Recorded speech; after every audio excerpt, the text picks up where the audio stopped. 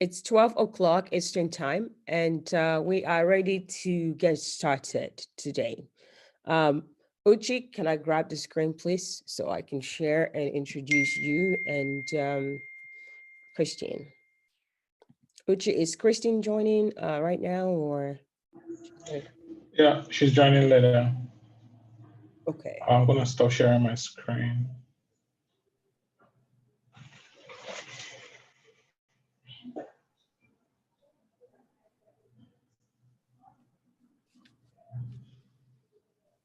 Just give me a second to load up the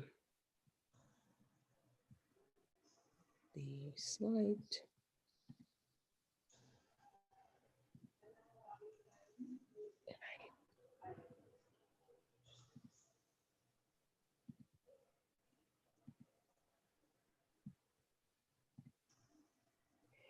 Good morning, everyone. Welcome to another episode or another class for Tech Masterclass Acquisition Series 2. Today, we'll bring to you Project Management 101 and how do you use ClickUp to manage projects. My name is Dr. Adiola Olubamiji, and I am the founder of STEM Up Foundation. Today we'll have two speakers. Our second speaker is not yet ready. So Uchi will be taking us through what's the practicalities, some of the terms, and how to use ClickUp. Uchi, I have had a pleasure of working with him on a couple of projects, and he is one of my co-facilitator for this program that we've been running. Uchi is a blockchain engineer and works with Secure Key Canada, where he builds blockchain solutions. You know, one of the reasons why we started this is to take you into the future of work and future of technology. As you can see, Uchi is already there working on blockchain solutions and technology. Yeah, Uchi co-invented a novel way of using blockchain for big data access control and has filed a Canadian and US patent for this invention. Uchi is also the founder of Africa Acts, a platform dedicated to enabling African youths to learn, earn, create, and play. Africa Acts organize Africa's largest tech competition called NigerActs.com, a virtual hackathon and supports hackathons like BothoActs.org across Africa. And we have another speaker. I think once she comes in, I will introduce her. All right, so before we go on, usually we tell you a bit about both organizations that are hosting this event for us. And I will like to talk a bit about STEM Hub for 1 to 2 minutes. So bear with me as I try to find the right slides to go to.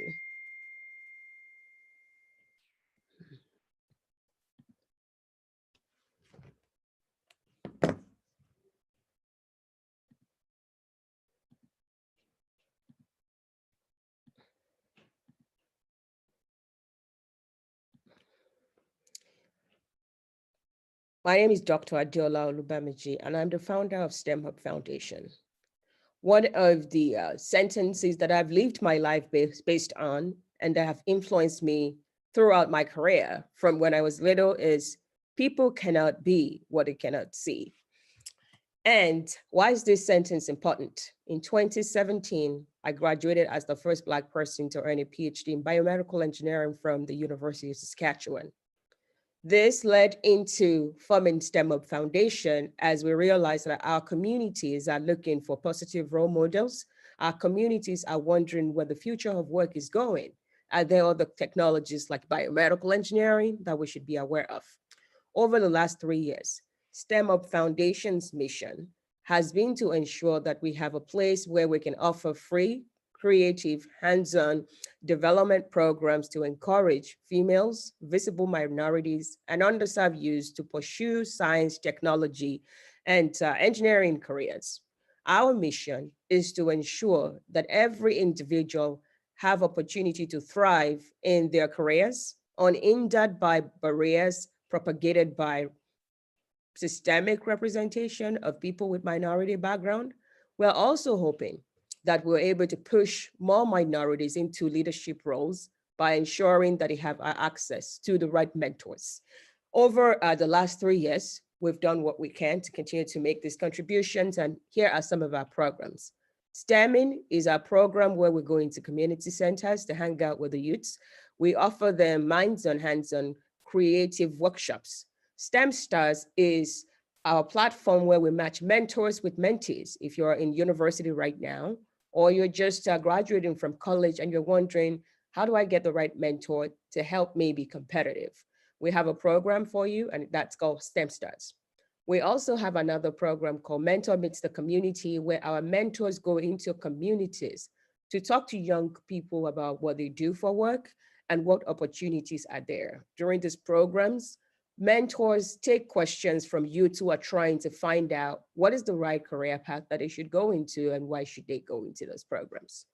We also have a program called STEM Scholar, where we help with dissemination of information related to scholarships and social media, and also partner with companies who are trying to give back to communities and help them find participants who can benefit from scholarships. If you follow STEM Hub Foundation on social media, you would have seen that yesterday we posted two $5,000 scholarship for those people who are returning to school in Canada. If you're on this call today, you're returning to university in Canada, please look at that opportunity, and we would love to have the opportunity to evaluate your package and maybe get you to be one of those two people who wins this $5,000 each. The last program we offer is STEM Exposure, where we take young people to companies to actually see, what do these companies do? If I decide to go in this direction, what is in need for me? What kind of place will I work at? I won't bore you with the rest of the story. If you're interested in volunteering, in contributing to a community that is growing, in making sure that young people have access to education, have access to right mentors and role models, and really make decisions when it comes to their career informed, and have access to scholarship, come volunteer with us. We're looking for more volunteers as we speak. Thank you for your time. I'll turn this over to Africa Hacks. In 2 to 3 minutes, we'll be ready to go. Thank you.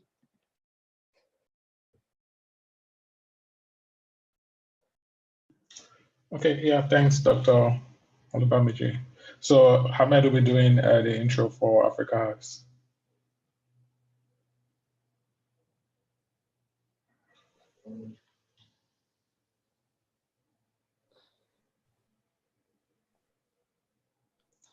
You're on mute, Hamed.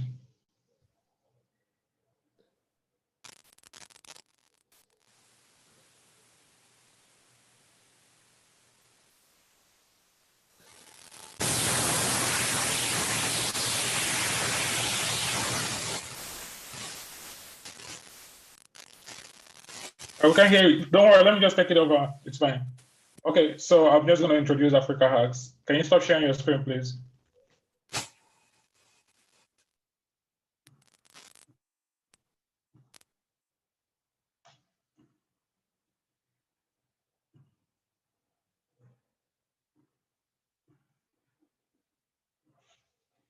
Okay, so as Dr. Olubamiji said, my name is Uchi, and I'm the founder of Africa Hacks. So Africa Hacks is on a mission to provide opportunities for African youths to build companies. And currently, we've expanded our focus to also support youths of African descent across the world. And we do this by providing a platform that allows them to validate their ideas. So on the Start by Africa Hacks platform, they can join the platform, post an idea, find potential co-founders or teammates, and then join one of our hackathons to validate their idea, right? So when they've been able to validate their idea, they'll be able to join our incubation program and get all the support that they need. So currently, each startup or each team in our incubation program gets over $100,000 in benefits. So including support from Amazon Web Services, Twilio, and many of those companies. So that ensures that they don't have to pay anything to build a company. They have all of the infrastructure and tools that are needed to start a company. So if you want to learn more about Africa Hacks, you can check out the Africa Hacks forum. So we have a couple of posts there, and currently we're actually running a program that allows people to get access to laptops So for those that cannot afford to buy a laptop, what Africa House is doing is providing options that allow them to pay in installments and then get the laptop that they need to grow their career or to potentially start a startup. So we are also going to be doing Ninja Hacks. It's coming up in October. So check out ninjahacks.com. And one of our partners, Twilio, is actually organizing an event where Barack Obama will be a speaker. The tickets are not free, but you can check out their website. It's Twilio Signal. So if you want to learn more about Africa Hacks, check us out on Twitter. It's Africa_hacks. We post lots of our events like this one that we are currently on, and then some other programs that we're on. And feel free to send us a message or an email if you have any questions about like starting a startup, if you need access to a laptop or anything like that that you feel that we can assist to. We're always happy to support the community. So I'm going to pass it now to Dr. Olubamiji.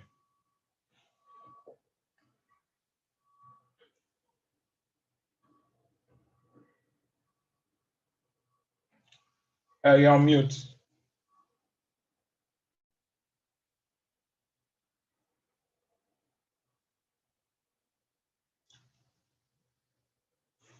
Dr. Olubamiji.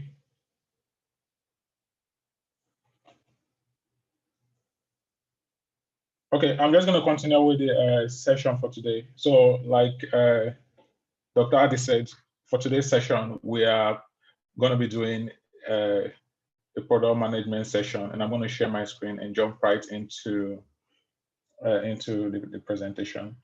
So just one moment here. I'll stop sharing this slides and I'll jump onto the product management slides. Okay, so my name is Uchi and I'm a blockchain engineer in Secure Key, Canada. So with my work in blockchain, we build solutions that are used by most of the big banks in Canada and also some government agencies in the US, and currently other banks in the UK and Australia are currently exploring the blockchain solution that we built. So this allows them to securely share information between multiple banks and also between different lines of businesses in their banks. So Christina is going to be taking the second part of this session, but I'm going to start first with introducing you to how to be efficient. But first, I'm sure most of us know how to play. Some of us know how to play chess, and in the game of chess, the goal is to win, right? So we want to win, or we want to try to anticipate the moves that our opponents will make and prepare for those moves. So I always like to describe project management as a game of chess or as a game of Ludo, for those of us that are familiar with Ludo. So you have to think ahead and try to anticipate what moves the opponent is going to make so you can defend against those moves. So that's how I like to describe project management. And that's because in project management, there are definitely a lot of uncertainties that come up. And in addition to that, there are lots of challenges which could be in form of miscommunication and also constraints in budget and also timelines. So at PMI defined project management as the application of resources to activities to meet project requirements. So these resources could be skills, knowledge, tools, and techniques. So I'm not really going to go into details about like the definition. The purpose of this session is really to get into the details and get your hands really dirty with using a project management tool. I'm really excited to walk all of you through this session. It's going to be a practical one where you see me doing a lot of the work, and hopefully you can follow through with all of the tasks that I'm working on.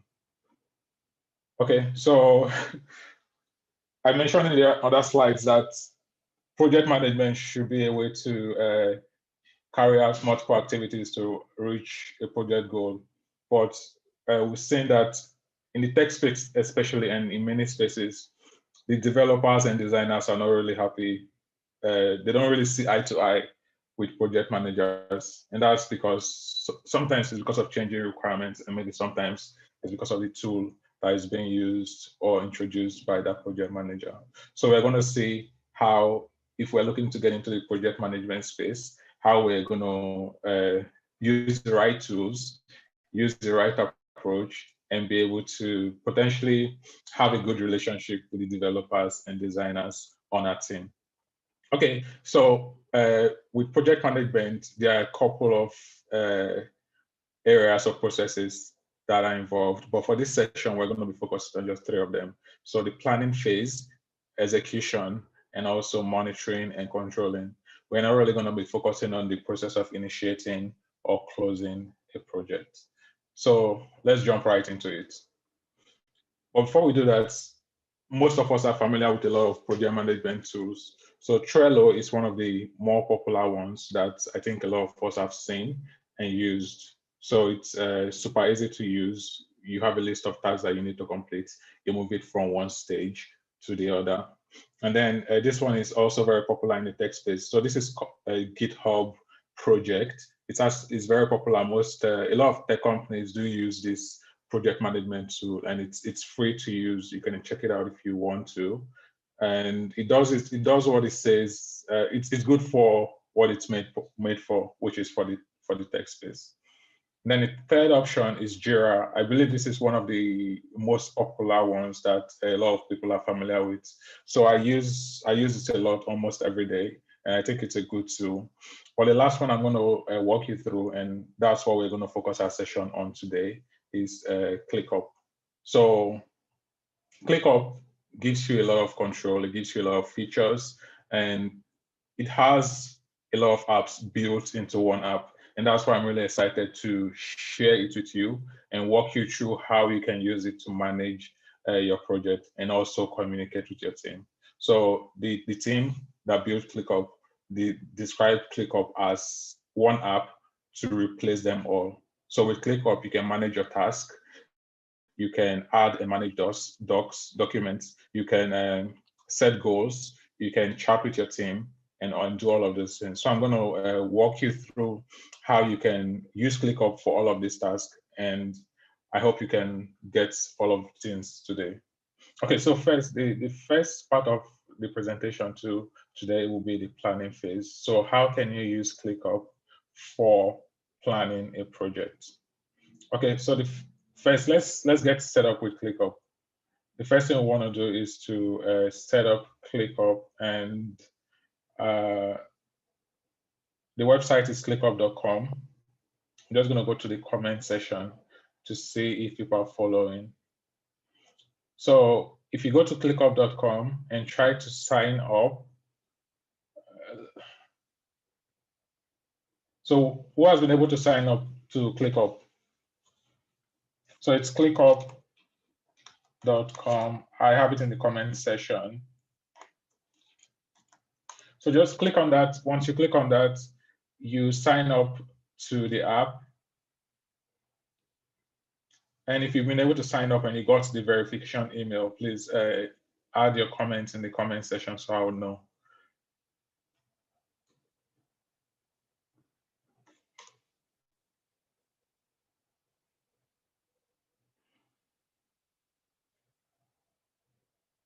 So I'll move to the ClickUp website, and I'll open a new browser window here. So it's ClickUp. If I open that, it takes me to my ClickUp stuff, but that's not what I want, right? I want to actually open a new incognito window. So that's a new private window.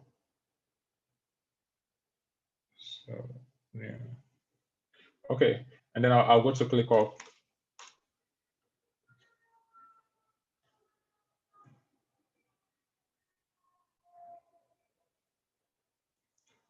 Once I'm there, you enter your email here. So you can use any email, enter that there, and you should get.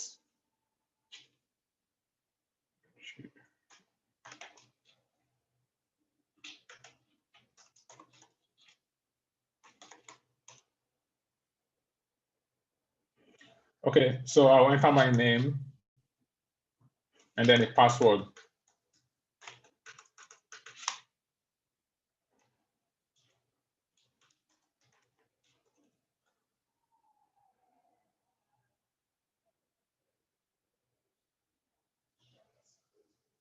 Can you see my ClickUp screen? If you can see my ClickUp screen, please add a comment to the comment section.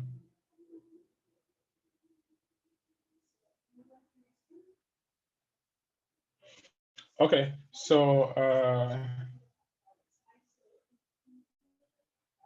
I'll just sign out from. Can you see this now?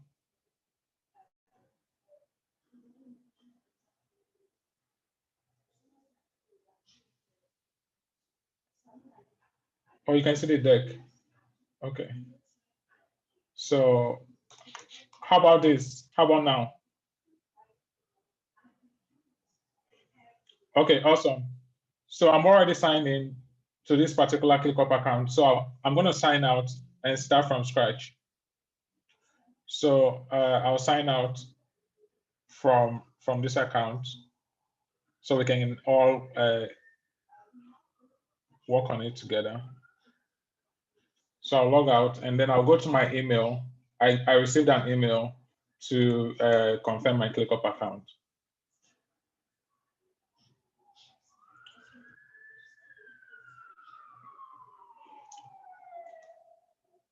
So if I click on verify, it's going to verify.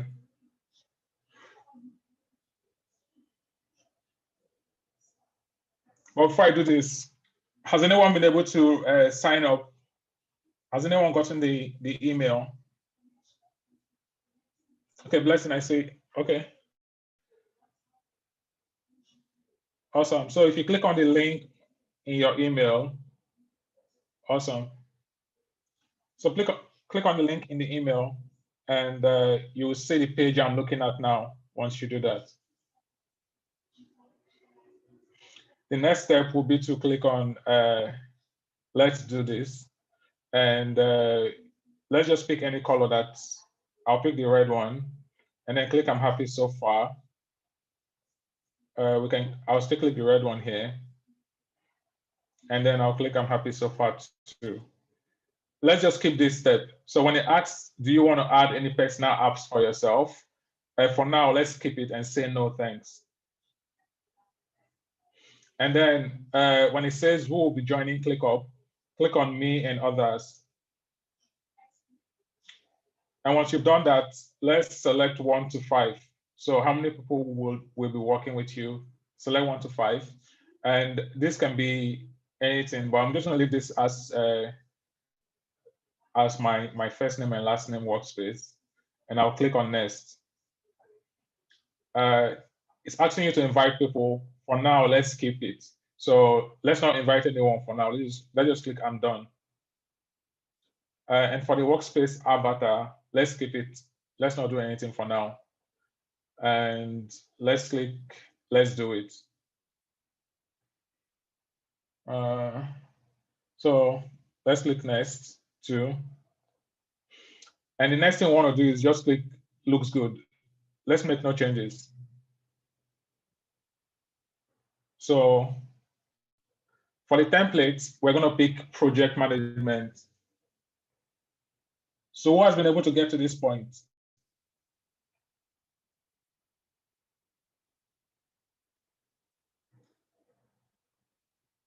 Has anyone gotten to the point that I'm okay? So Al-Bashir, you're there. Who else?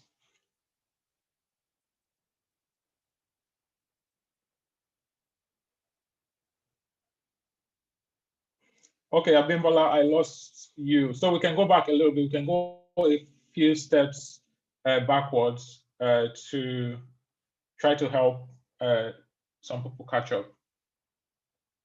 So where are you stuck, Abimbola?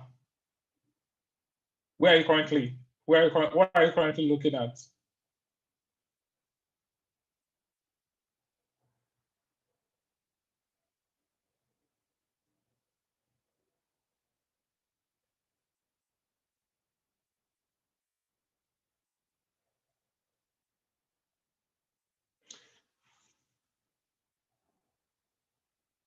Oh, okay. So if anyone else is lost, can you add it in the comment section, please?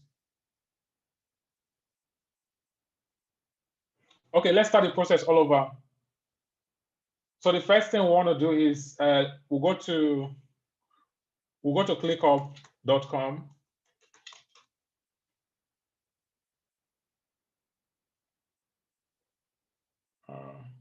So I'm still signed in, so I'm just going to sign out. Just one moment. So let's go to ClickUp.com. And then enter your email there. So after you enter your email, click on Get Started. We don't want to leave anyone behind. So let's just go through this once because it's all going to be practical. There's a lot of things that we'll get through. So I think now let's try to like catch up and get everyone on board so we don't leave anyone behind. So enter your email there. You can pick any of the emails. And once you've done that, click Get Started. The next step would be that you get an email with a code. So click on Go to Verify from your email. So once you've done that, it will take you through a couple of steps. So in my case, it looks like I can go back to like where I was. So you didn't get an email. Can you check your spam folder, please? And also, like you can always watch this later, right? If you missed any part, you can watch it later. So there'll be a replay of this. We're going to publish it later. But for now, let's continue. So we click on project management, and then click Use Template. So who is here with me now? Click on Use Templates.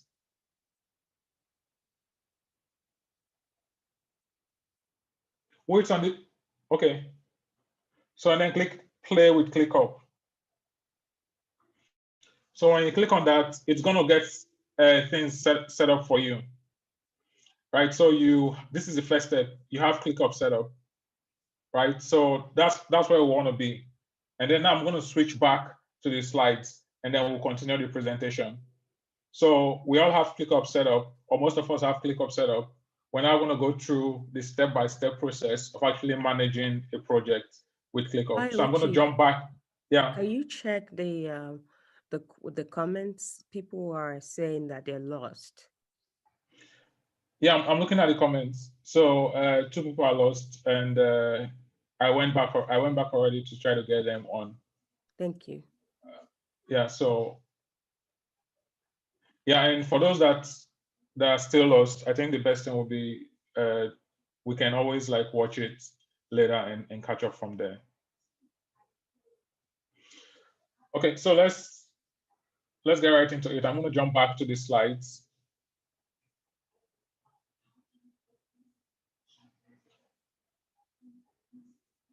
Okay, so we all have ClickUp set up. The next step, what we want to do next is to manage task and subtask with ClickUp. So what ClickUp does is that it helps us to create tasks and also create some acceptance criteria and also assign due dates. So the first thing we want to do is to try to create a task on ClickUp and then add a description, add a due date, and all of that.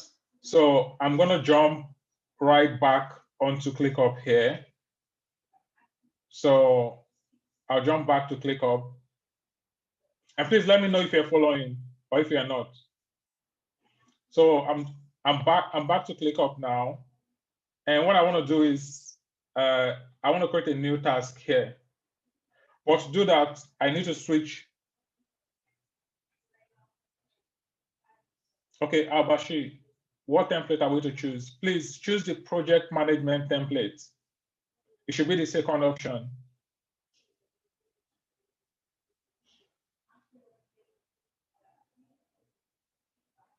Okay, so we want to add a new task. And how we do that is by clicking on one of the lists. Once we click on that, we click on, we switch the view to board. So notice that this already looks like what Trello offers you, right? So in Trello, like I mentioned before, you have to do, in progress, ready, and complete. All of these are customizable. Or ClickUp offers you that option too, in addition to other options. So we're going to add a new task in to do. So in this task, I'm going to call it plan presentation.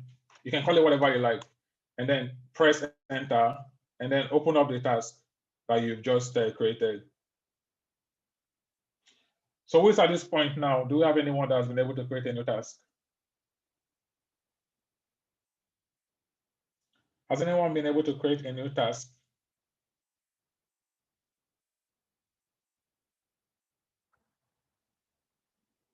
Okay, so we have someone.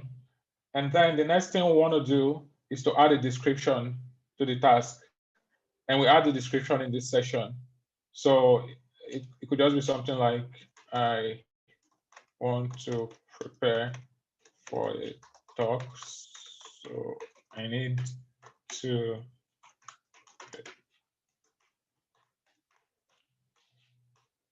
and that's it. So so that's it for this task. Again, we've been able to create a new task. I'll go back to this point. So we create a new task, add a description. The next thing is we want to add a due date for it. But it looks like someone is lost. So I'm going to create another task, a second task.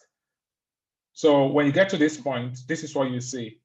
You will see this list view, right? So you have project management, you have the phase 1 strategy list, right? Click on that. You see something like this. And this is the list view of all of the tasks that you currently have under this list. So the next thing you want to do is click on change the view. And what we want to do is to click on the board view.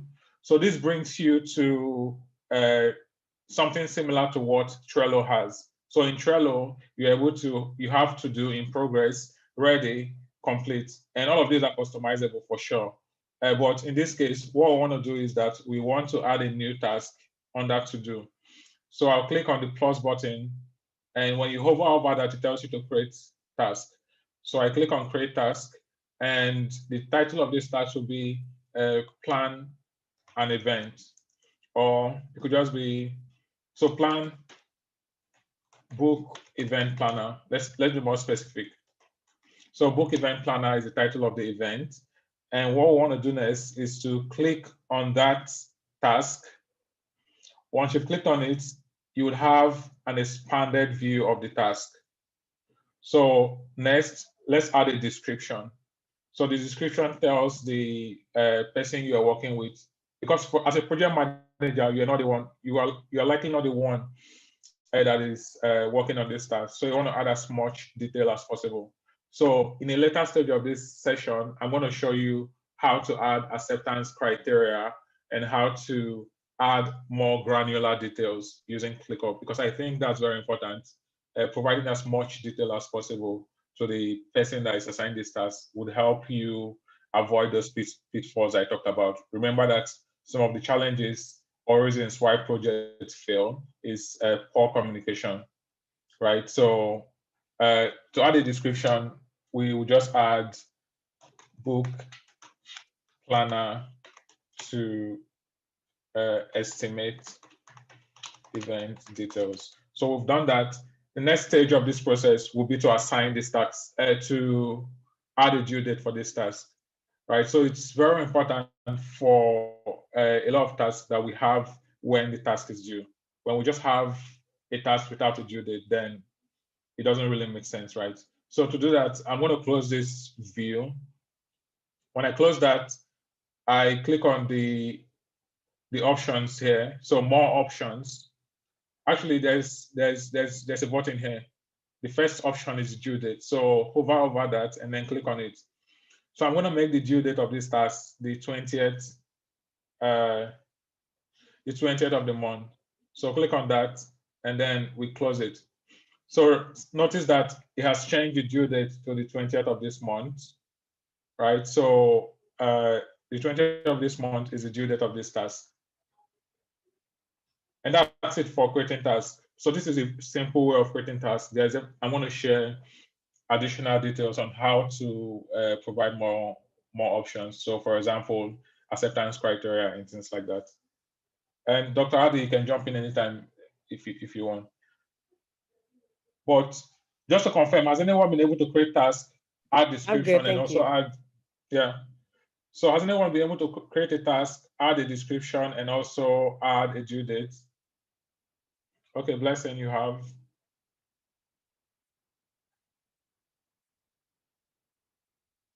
Anyone else? Okay, at this, say you have.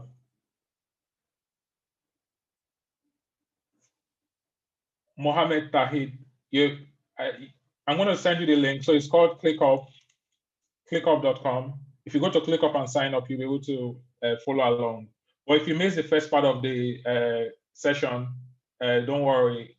There's going to be a replay of this later, and you can follow along maybe in a slower pace. Okay, let's move on to the next session of the presentation.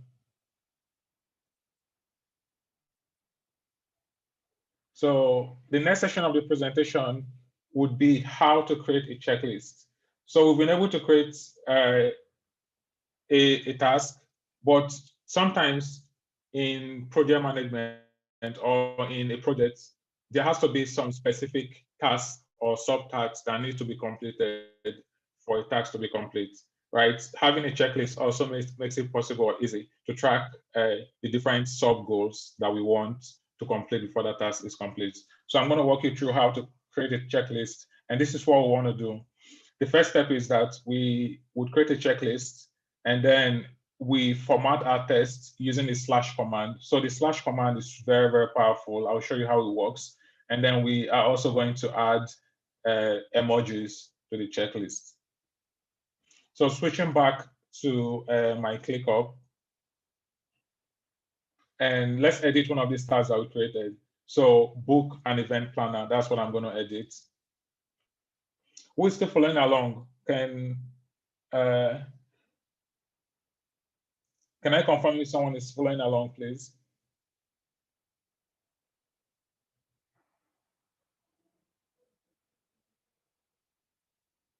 Okay, so Blessing, you want to add your comments to the Q&A, you raise your hands.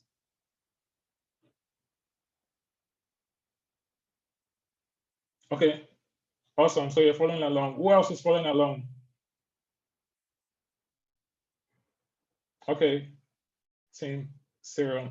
Awesome. Awesome. Amazing. Okay, so let's continue.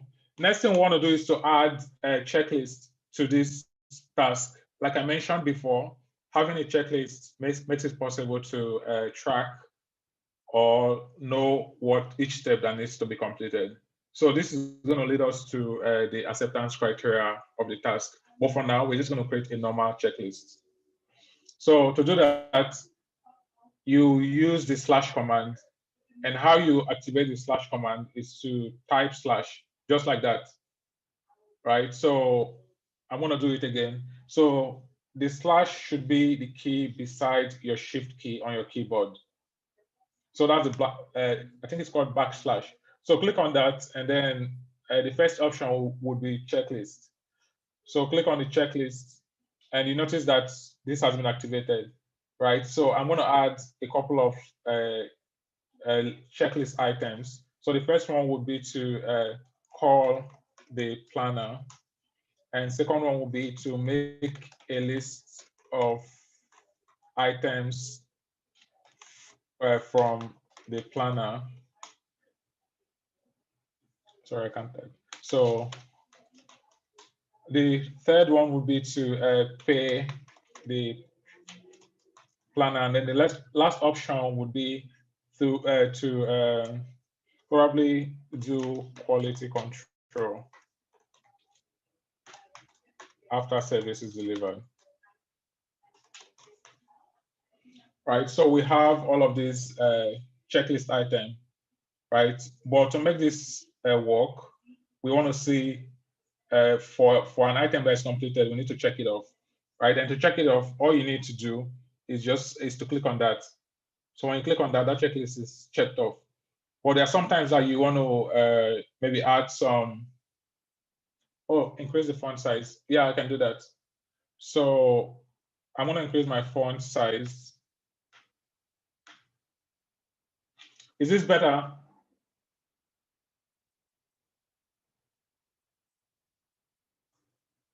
Is the font size better? Can you confirm that it's better? Okay. Do we have anyone that's at this point? Has anyone been able to create checklists?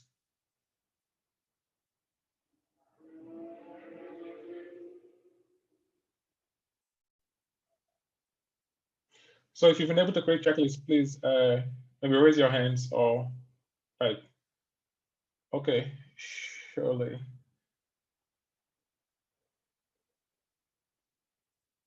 So I'm going to go over the checklist again. So I'll close this task, and then I would open the other one that I created. So open the task, and in the description section, put your mouse pointer there and press enter. To activate the checklist option, what you do is to type or hit on the slash command. This should be the key beside your shift key on the right side of your keyboard. So when you do that, you will notice that you have a couple of options, right? So click on checklist. Once you've done that, you start adding items to this checklist. So again, like I mentioned, the purpose of a checklist is to know what specific activities need to be carried out for this task to be complete. So the first thing I want to do is to plan a presentation. I need to write out my outline, right? So that's what I need to do. And then the second thing I want to do is to maybe charge my laptop. And then thirdly, I would install MS PowerPoint, right? And then finally, what I want to do is to create the presentation. And then the last item would be to review and correct errors, right? So when I look at this task, as someone that is supposed to implement this task, I know that I have to write out an outline. I know I have to charge my laptop. I know I have to install the PowerPoint app on my laptop. I know I have to create a presentation, and I know I have to review and correct errors, right? So once any of this task is done, what I need to do is to check it off. So that means that I've completed this checklist item. So switching back to the slide, there are a couple of things that we needed to do, right? So we create a checklist, we use the slash command, and then the last thing will be to add some emoji.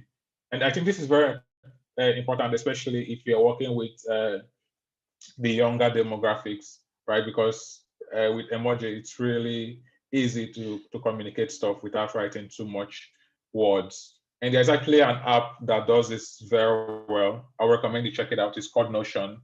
So notion.so. When you have time, you should definitely check out Notion. It helps you to also plan projects. But in addition to that, you can build websites on Notion without coding. So check it out after this session. So I'm going to add some emoji on this. And to do that, all I need to do is click on, again, the slash command.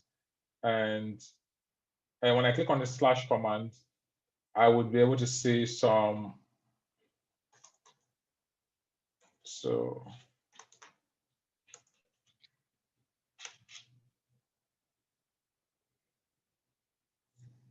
yeah, I'm looking for the option to add emoji.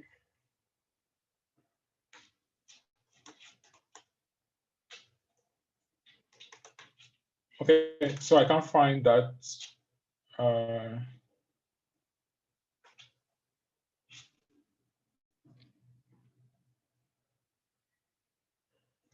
So I'll find it before the end of the session. But for now, the point is that we want to add emoji to drive a point home, right? Because for millennials and also especially Gen Z, it's important to use and communicate with them in a way that they can easily understand instead of writing too many words of text. So jumping back to the presentation, I'm going to come back to this later. Jumping back to the presentation, the next thing we want to do is to, so I'll jump back to the presentation. But just to confirm, are people still following? Is anyone lost? Can you let me know, like, if you've been able to add a checklist and if you've been able to cross out the checklist, just to confirm that people are still following. So maybe just raise your hands if you've been able to get to that point.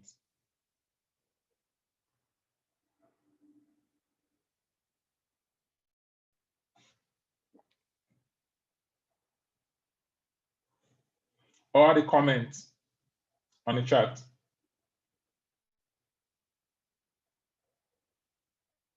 Okay, awesome. So let's move on now to, again, back to the analogy of chess, right? In a chess game, there are always two players. Yeah, in the standard chess game, there are always two players, right? And in this case, so far, you've only been the player, or you're the project manager hasn't really assigned tasks to anyone. You're just creating tasks, and really there was no team member. But going forward, we're going to bring on other team members. Just like in chess, it's even more challenging when your opponent is very strong, right? And in a team, when you bring on lots of stakeholders like the developers and designers and also leadership, it gets even more challenging. So I'm going to walk you through how to use ClickUp to surmount a lot of those challenges, just like in the game of chess. Right, so we want to surmount those challenges, and we can do that together as a team. We want developers and designers to be happy with us as project managers, and that's why using the right tools and using the right processes works. So I'm going to walk you through how to use ClickUp right in a team setting. Okay, that takes us to the second session of the presentation, so execution as a team. And again, it's super important to ensure that we're helping our team members meet our goals, and that's part of the responsibility or job of the project manager. Okay, so to proceed, we're going to carry out a few tasks still in ClickUp. The first one is to invite a team member. After we've invited a team member, we invite them to a project. And once we've done that, we're going to try to assign tasks to that team member and then mention the team member in a checklist. And then finally, we assign a checklist to a team member. So notice that we can assign tasks to team members, but also we can assign checklist items to specific team members. So we can be that granular, right? So let's see how that works. So switching back to ClickUp here, we want to add a new team member to our workspace. How you do that, again, is on clicking on the left bottom left menu item there. So if I click on that, I would see my workspace here, and I'll be able to add team members.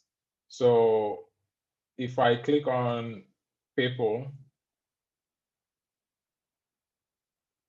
so just to confirm, if are people following, who can see this screen on theirs?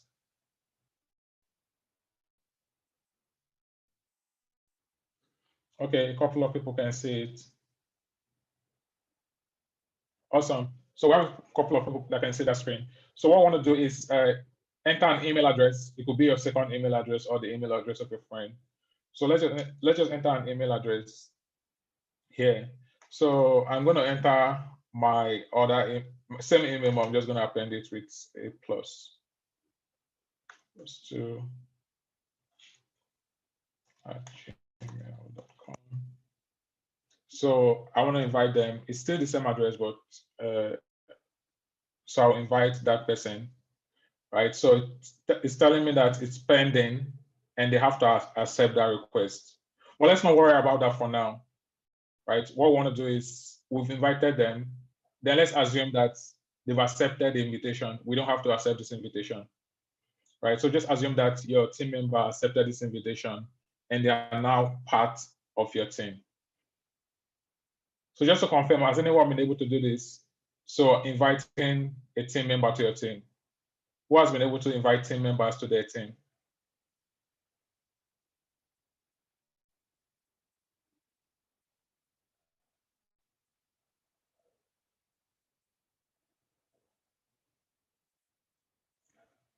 Okay, so I see that Adeseye has been able to invite someone. Has anyone else been able to invite team members?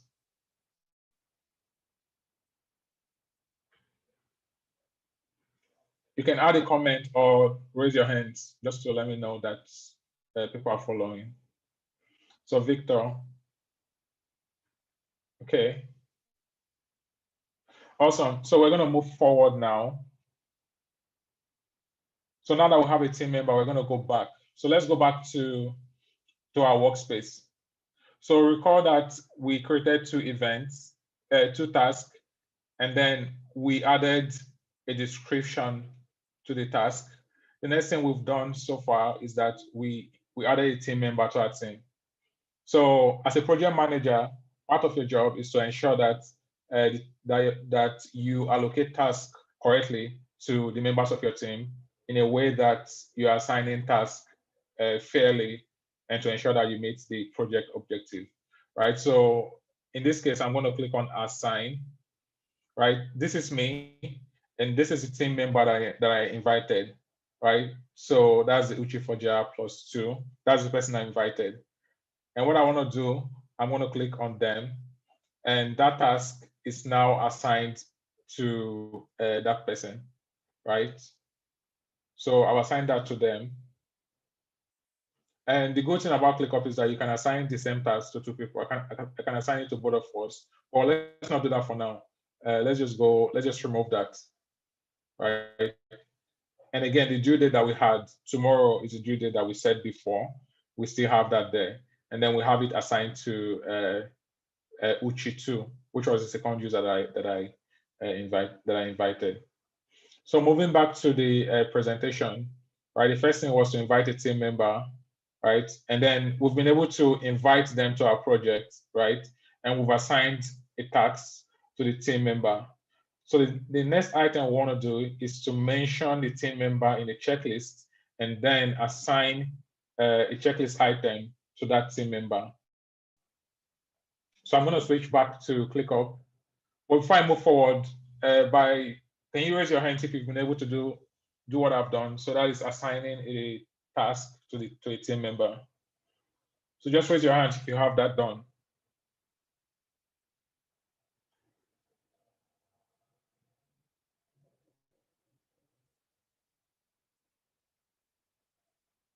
Okay, so I see a couple of comments.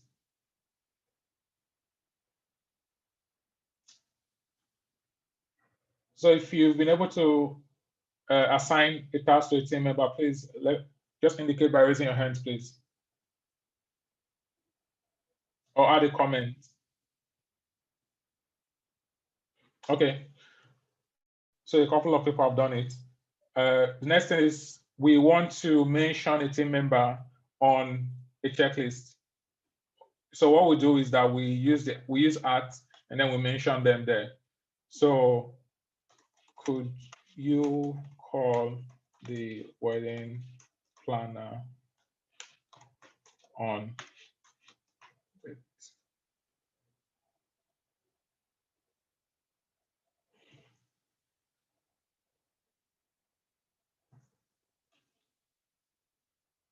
Okay, so could you on Friday, we can just say on Friday, right?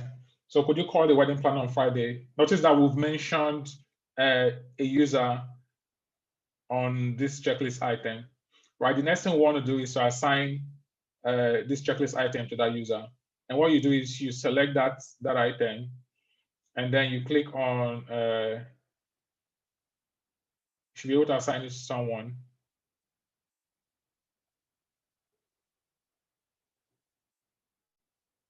So what you do is you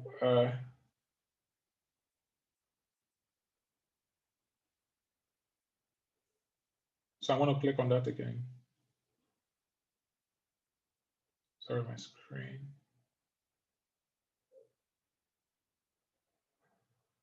Actually, let's do this. So let's do this there. And then what we do is first, we assign it to myself, right? So what that means is that,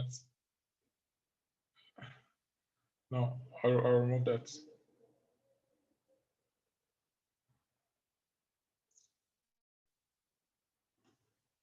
The first step is to create a new subtask, right? So we create a new subtask from that item, right? So, and then once we've done that, we go to the subtask.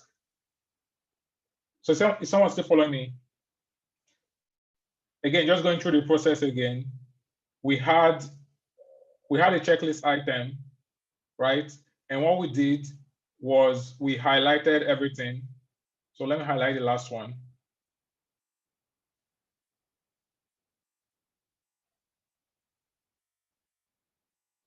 I'll highlight the last one, just part of it. And then I'll create a new subtask. So click on that, and then you click on create, right? In this case, I don't want to do that. I don't want to do that for now because I've already done it here. So, but I'm going to go back. So going back to this, and I have that. So if I hover on that, I can remove that. Well, that's not what I want to do. So I click on the subtask, it opens it up in a new tab. And then I can assign it to someone, right? So I assign it to myself in this case. And when I go back to this list, right, I still have that subtask there. And remember that we had a checklist, right? We had a checklist, and then we converted that checklist to a subtask. And after we did that, we were able to assign that checklist to someone. So just to confirm, has anyone been able to do that?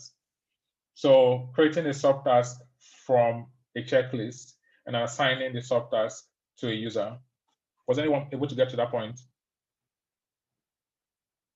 If you want to indicate by raising your hands, that would be helpful.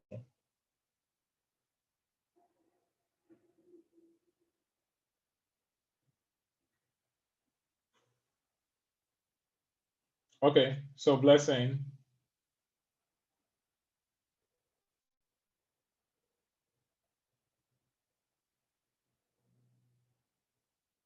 Or if you want to add a comment.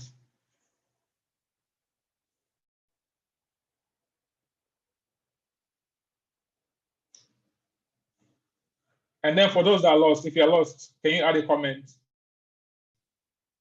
If you're not following and you're lost, please add a comment to the chat so I'll know.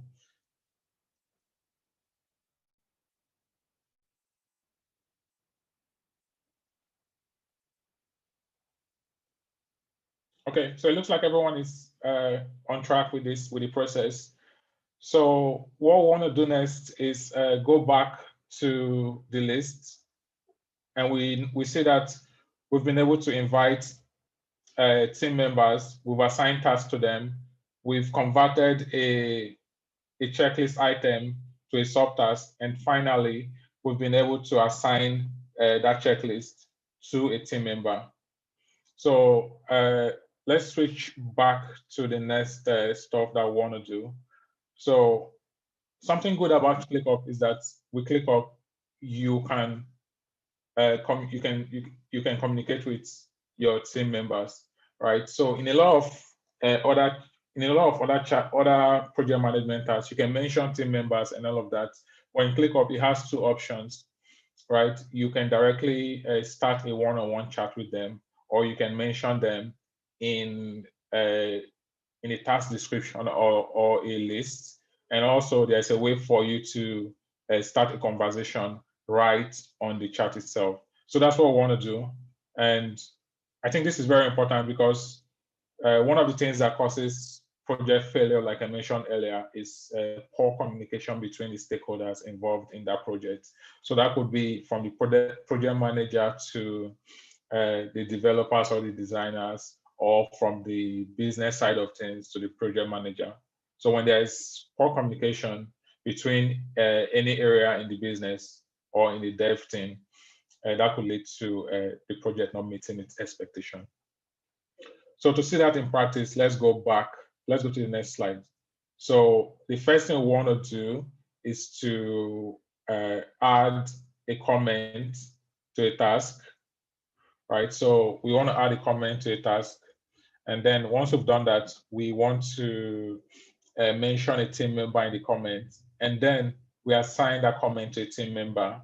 And the last thing we're going to do for comments and communication is to start a one-on-one chat with a team member. So, I mean, ClickUp can be used for a lot of purposes, right? So project management is one of them, but imagine that you're able to start one-on-one conversations with anyone right on the chat, right on the task. Because at Africa Hacks, we used to use WhatsApp a lot, and also we used other tools. We tried other tools, but that didn't really give us the kind of control that we had until we switched to ClickUp. So we use that now as a team, and I'm going to show you how we actually use it. I'm going to log into the Africa Hacks workspace later, and I'll show you how everything is arranged. So if you want to start using ClickUp as in your own team, I think that what we've done could potentially be helpful for you. So stay tuned. Towards the end, I'm going to walk you through how Africa has used ClickUp. Okay, but before we get to that point, I'm going to switch back to ClickUp, and then let's open one of the tabs that we had before. So we're going to open the plan presentation task, and we want to start a conversation. So to start a conversation, we are going to switch to the activities tab, right? So if you switch to the activities tab, so there are two tabs here, the details tab and the activities tab. If your screen is bigger, like mine, I increase the font size, right? So it's kind of like a smaller screen now. So it has two tabs. But if I switch back to my normal view, you will notice that I have this comment section here, right on the right part of the screen, right? So I have the comment section right there. So I think for most people that are on a laptop, this is what you would see.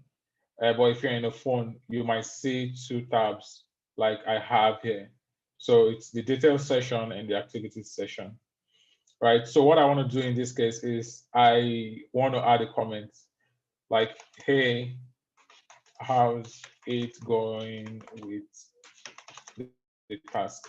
And when I do that, the person that's assigned to this task or anyone that's watching the task would see my comment, just like I'm chatting with them one-on-one. They'll get a notification that Uchi asked the question on their chat, and then they can come log in here and reply, right? So they can reply like good or provide lots of feedback.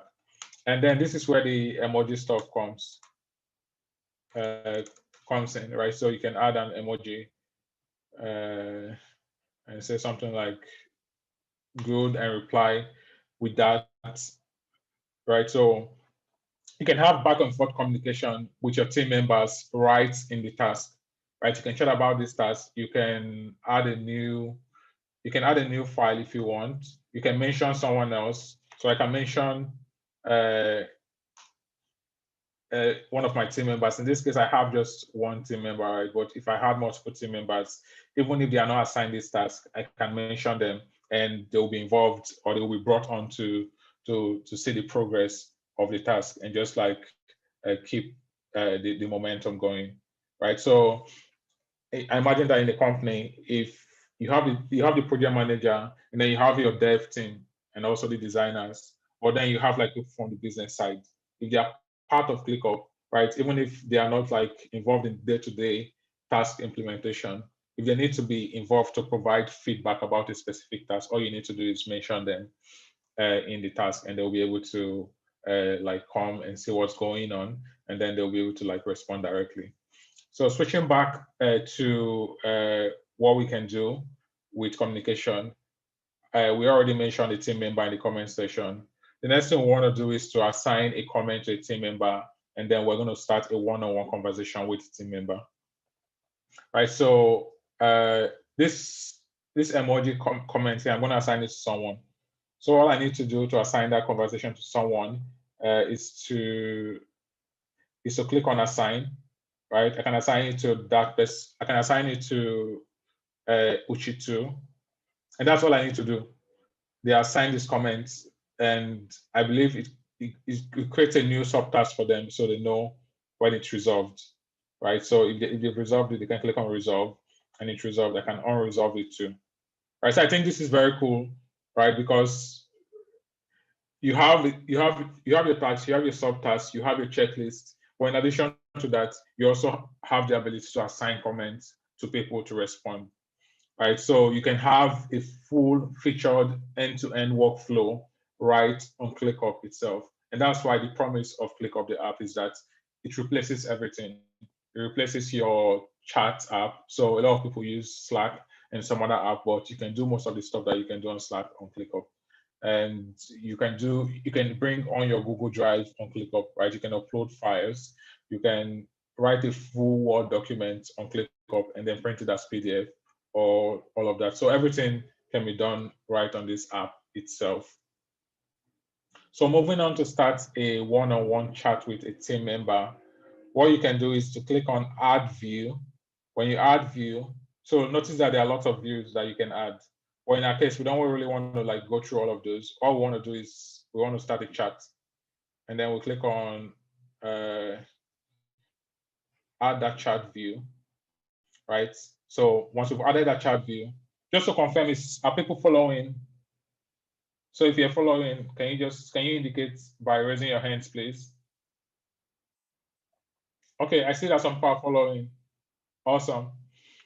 So click on chat. When you click on chat, in this case, I'm the only one here for now, right? So I can invite someone to join this chat.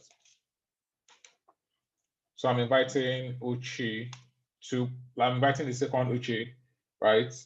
And yeah, both of us can just chat privately in this chat view, so we can keep the communication between us. And if I click on those that are watching it, notice that it's myself and also the second Uchi. So both of us are chatting on this alone, or we can invite some other person if we want to invite them just by mentioning them. So I think that's the power of ClickUp, right? It allows you to not only create tasks, but also to chat with people one-on-one. So we're getting to the point where I log into Africa Hacks ClickUp and show you how we've been able to use it for lots of things.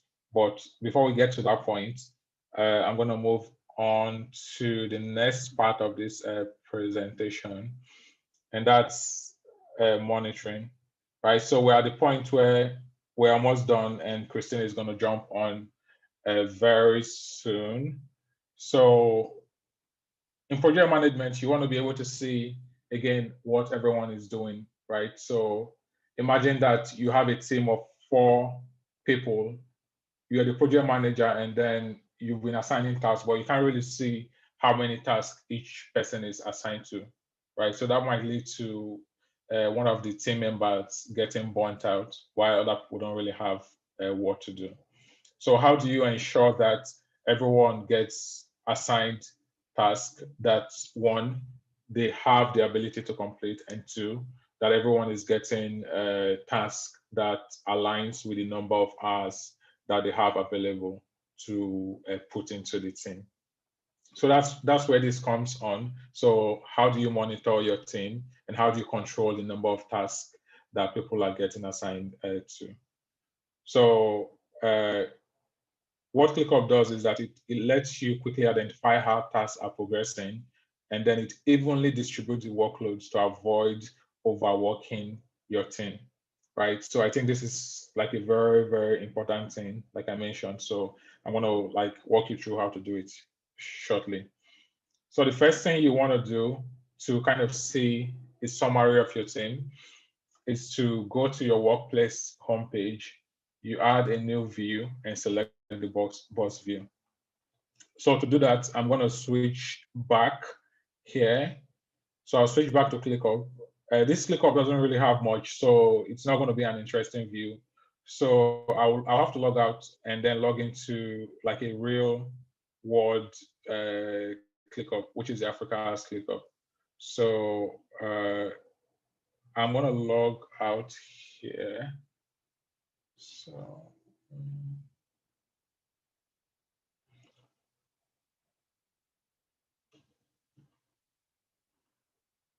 Okay, so I'll click on logout, right? And now log into a different ClickUp, which is the Africa Apps one.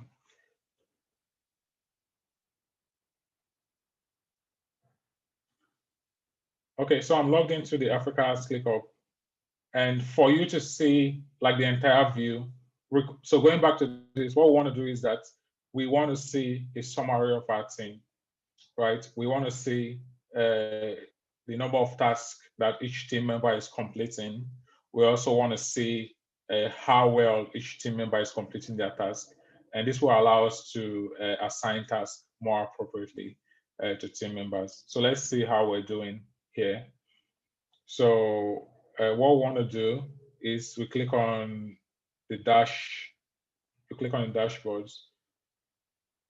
but that's not what we want, right? This kind of shows us like progress and all of those stuff. So for each task, but that's not really what we want. What we want is to go back to the task, right? We go back to the task and we click on everything. So this kind of groups everything together, right? And then you might not have this boss view already. So what you want to do is click on add view.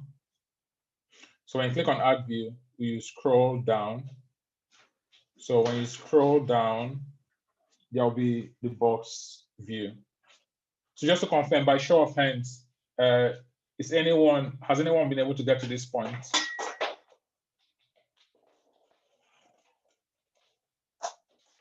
Has anyone gotten to this point where they are able to see like the home page of their team?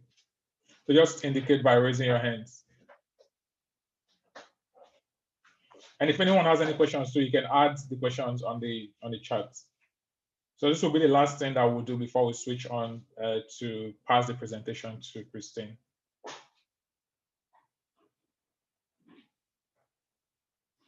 So just to confirm again, has anyone been able to get to this point? What we want to do is we want to see how each team member is doing, what tasks they've completed, and also what tasks like they've not completed. And this will allow us to assign tasks appropriately.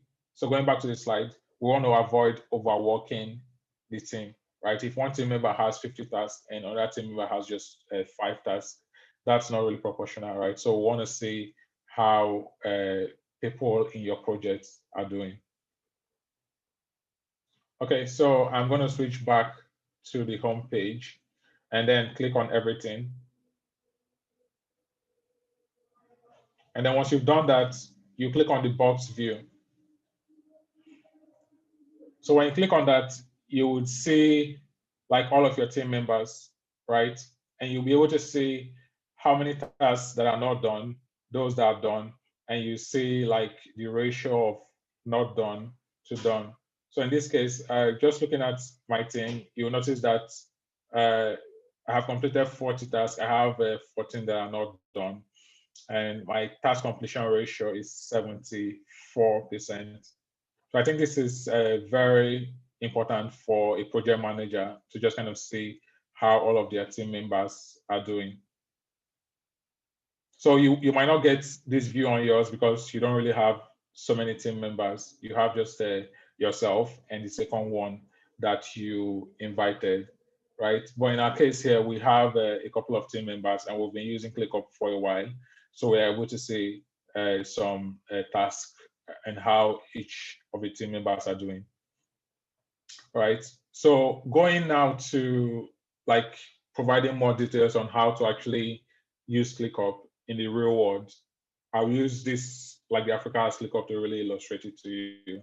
So I mentioned earlier that I'm going to show acceptance criteria and how all of that works. So I'm going to switch back now to one of the lists. So the product folder, and then I'll switch to the start project. So you just kind of see like how you should be working with it, right? So if I click on this challenge details screen and empty states, right? So this gives you like what you should be doing, the standard that you should be following. So this task was completed by Lawal. It's already closed. Well, before he completed the task, we added the title of the task, and then a description of the task, and then some acceptance criteria. And notice that we're able to mention him and ask some questions, right? And for the acceptance criteria, you notice that it's very granular, right? Things like detail for new unapplied, for challenge as in design, and all of those stuff. So you have all of these granular details included in the acceptance criteria. So I think as a project manager, you should have a description and also have an acceptance criteria. And then all of these criteria can be checked out once they are completed. And then going back to the activity, you'll be able to notice what we actually did to get this task complete. So let's switch back to the activity, right? And Lawal had a question, right? He was not sure about how like this should work. He wanted me to shed more light on this task. So before I continue, someone has a question on the comment. So let me just switch back to the comment and try to answer that.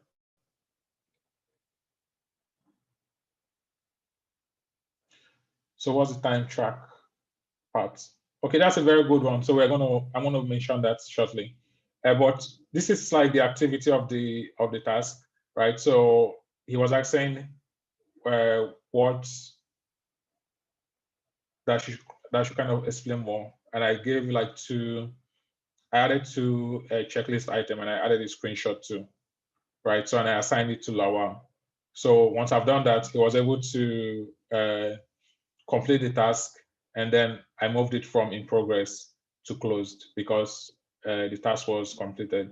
So as a project manager, I believe that that's how you should be working, right? So you add a task, add some acceptance criteria, assign it to one of your team members, and then if they have questions, they can ask the questions here, and then you answer the questions for them, and maybe add some screenshots too, just to clarify things. And the interesting thing is that this doesn't have to be like a tech project, right? It could be a marketing project, right? If you're someone that manages social media, for example, you can use ClickUp, just like you can see with the way we use it at Africa Hacks. So we have a full folder for the marketing team, and they are able to manage their tasks that way. We also have something called Africa Hacks Cares that we used to track stuff too based on what we offer. And then as for leadership, you can also use it, right? So if you have one-on-one with your team members, you can use ClickUp to track how each team member is doing by adding comments and all of that.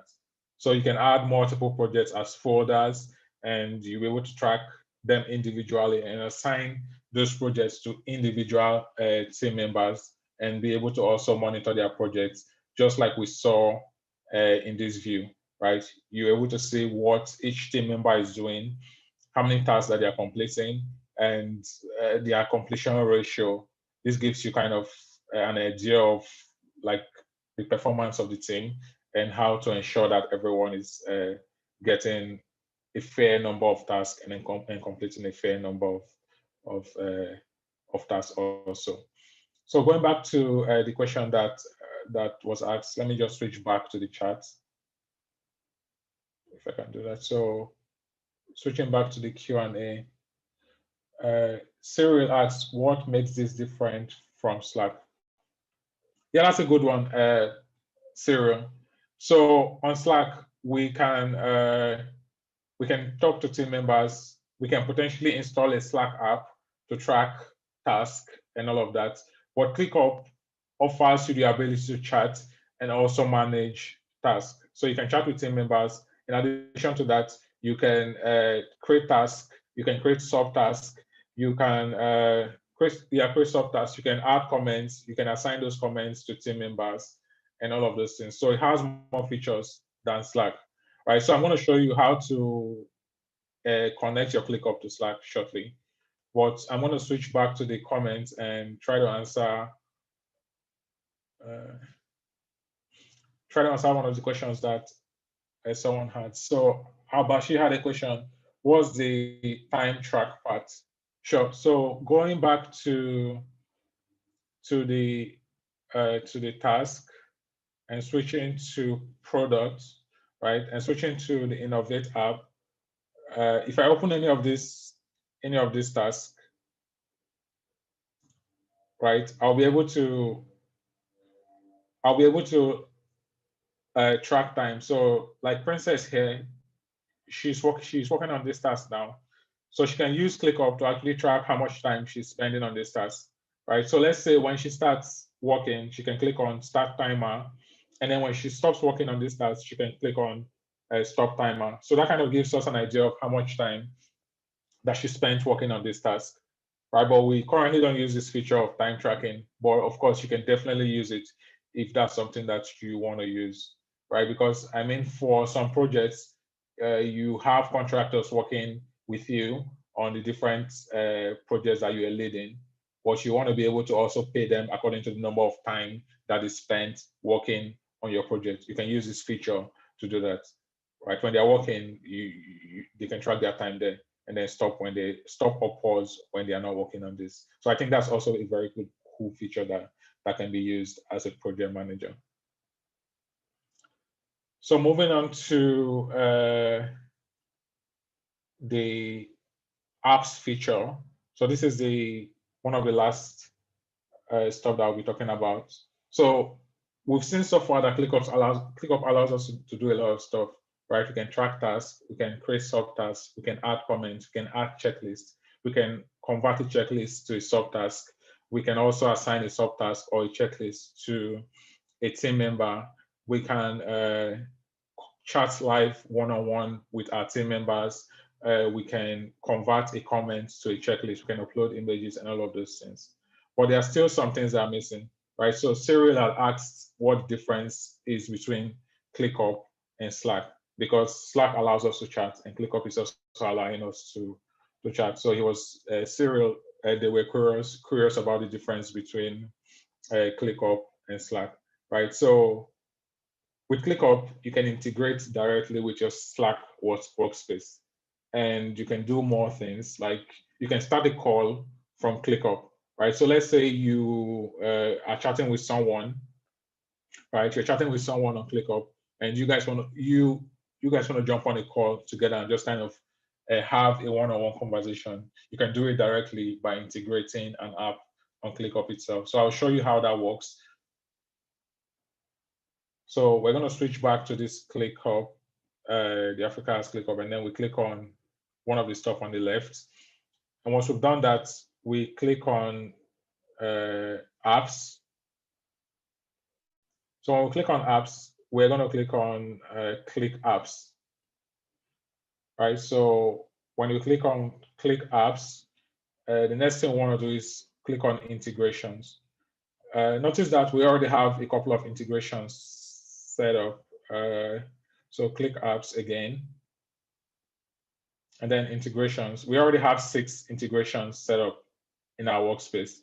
So Slack, I believe, is set up, and G Suite is set up, right? So for this example, let's just try to integrate with Google Hangouts. So I'll click on Google Hangouts, right? And I'll click on that,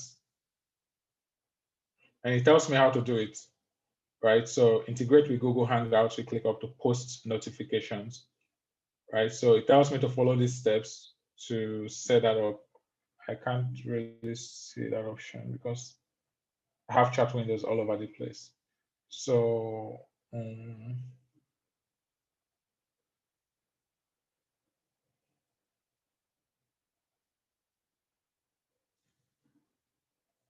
So, okay, yeah. So to integrate Slack, I just click on that Slack option there. Let's do Slack for now, because that's what Cyril had asked.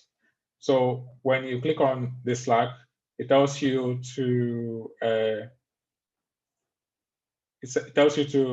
send notifications to Slack, right? So how it works is that when I add a new issue to ClickUp, potentially I want everyone on Slack to get notified, right? Maybe my team works on Slack, and we always want to keep track of all of the tasks that are being created and all of the tasks that are being updated, right? Normally, ClickUp sends you an email when a task is assigned to you. But if a task is assigned to someone else, it doesn't really send an email. But maybe you want all of your team members to be aware of all of the tasks that are being created and updated. You can just add this option that sends a notification to Slack when a new task is created on ClickUp. So I'm not going to do that for now. But you can do that if you wanted to do that. So that's everything. Just going back to present mode.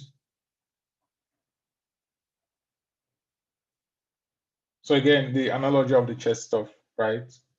It's project management. There are going to be lots of challenges, but I think anticipating those challenges and using the right tools to, one, plan, and then two, making sure that all team members are engaged and all team members are assigned a fair amount of tasks.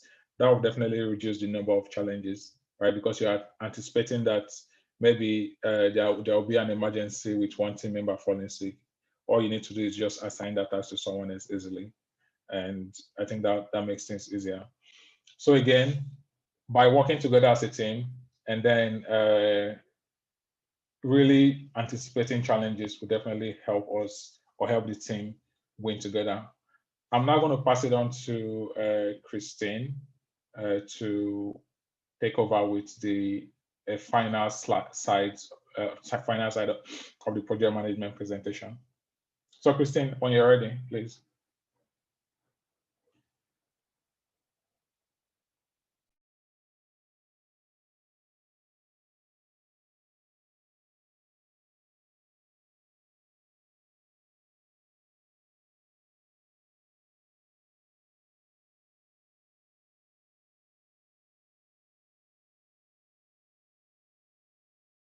I have to make Christine the host.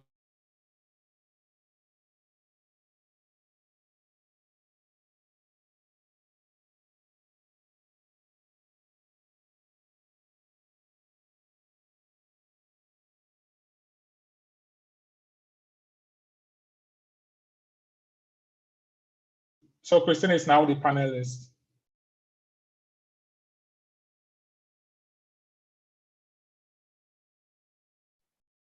Hello.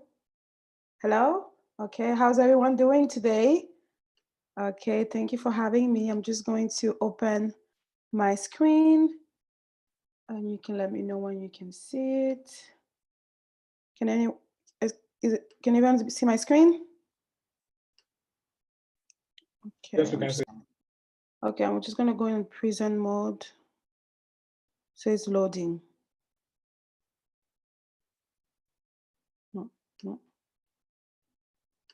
No.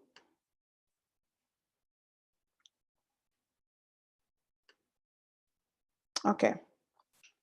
So thank you, Uchi, for this presentation. I think Uchi really tackled the, we can see me too, right? Just to ensure. Okay, so Uchi really tackled.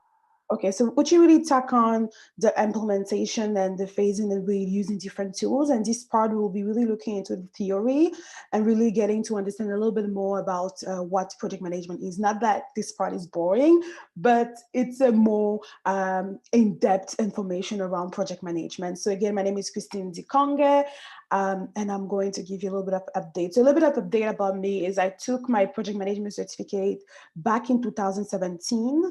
at the University of Toronto, and I started working in digital project management at an investment company where I really started using this. But initially, when I did project management, it was really because I had so much interest about different things, and I really needed something to guide me and to really help me understand all the different steps I needed before doing something. So how did project management really started? So until the 1900s, civil engineering projects were generally managed by creative architects. You were actually had to be like one of the top, at the really top of your career to actually manage all of those projects. And really what it looks like is going to 1950, organizations started to systematically apply project management tool technique to complex engineering projects. Project management is actually believed to be actually started at the NASA, at one of the NASA project, and they took the NASA project to really look into how were they able to implement and deliver a project such as a NASA project. Terms. So here we're kind of be adapting some terms. You know, you have in project management, those are the terms that you kind of need to know. PMI, what is PMI? So PMI is a non-for-profit project management association and the most widely recognized organization in terms of promoting project management best practices. PMI was formed to serve the interests of all project manager industry. And really what the comment is that they're really there to be the guiding organization behind it. PMO. So the PMO is the project management office, maybe the home of all project manager. Maybe in your organization, you have a PMO and you have the head of the PMO. And within the PMO, there's multiple project managers that are there because the project manager is simply the resources of all project managers available as a company. And just a quick note about project manager, you know, right now we are into the remote working and everybody working from home. But for example, for me, I've been working from home since 1 year because I've been like a consultant, a project manager. And the project manager are actually the one that really started this working from home because they could actually work from home. They don't need to be in your office in order to manage and control the project. They can do it from home. So they really start really pushing their institution to make them work from home because they don't really need to be there. PM book. The PM book, it's like the PM book, it's like the Bible of project manager. So if you had to do the PMP, you had to understand what the PM book is. It's a project management body of knowledge. It's a set of standard terminology and guidelines for project management. The body of knowledge evolved over time and is presented in a guide to the project management body of work. And right now we're currently in the 6th edition. The underlying theoretical foundation of project management is really applying to two different things, the theory of the project and the theory of management. In order to be an efficient project management, you need to understand those two things. So this is like an example of the PMO book that you can have on, you can find available on Amazon. And really this book really gives you like the wealth, the knowledge of what exactly you need to know about project management. And here, oh, I thought we can zoom. Okay, I can zoom, it's fine. So in here, the PM book is really what it is 10 guiding area principle. The main one, initiating, really, it's, you know, creating a project charter, identify the stakeholder, then you have the planning, plan scope, you know, communication plan, identifying the baseline and executing, then you have the monitoring and you have the closing of each project. And I'm sure Uchi kind of touch base on all of that for you, but really all of those terminology really came from the PM book, which is the book of knowledge. And again, this is different, the knowledge area, right? Integration, what is integration? What it's needed? What are the activity that needs to be identified at the beginning of the project to ensure that we're going to meet the scope? Get to meet with the client. What is the scope of the project? What's the schedule? What is needed for the cost, the quality, resources, and communication? Because the thing in a project is that there's so much different communication that you actually need to have a communication charter where every communication needs to be detailed, because you don't want to now tell your client that, well, you told me that last time. Whereas if you start saving all of those communication factor in your communication plan, you will be able to really see what was discussed on last week and what is the action item in doing so.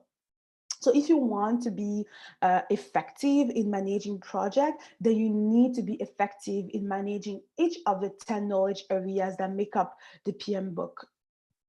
So That's kind of like my, like, you know, when I start a project, like my fun part is really the project scope, planning the project. And I think that's the most exciting part of the project because it's before the problem, right? So it's like, okay, what are we doing? You know, you get to meet the client, you need to get to take your notebook, and that's the moment that you need to ask all the questions. I'll ask as much as question possible because you need to come up with the scope of the project that will describe that would describe what the client is looking for. The definition of the project success often includes completing the project within budget.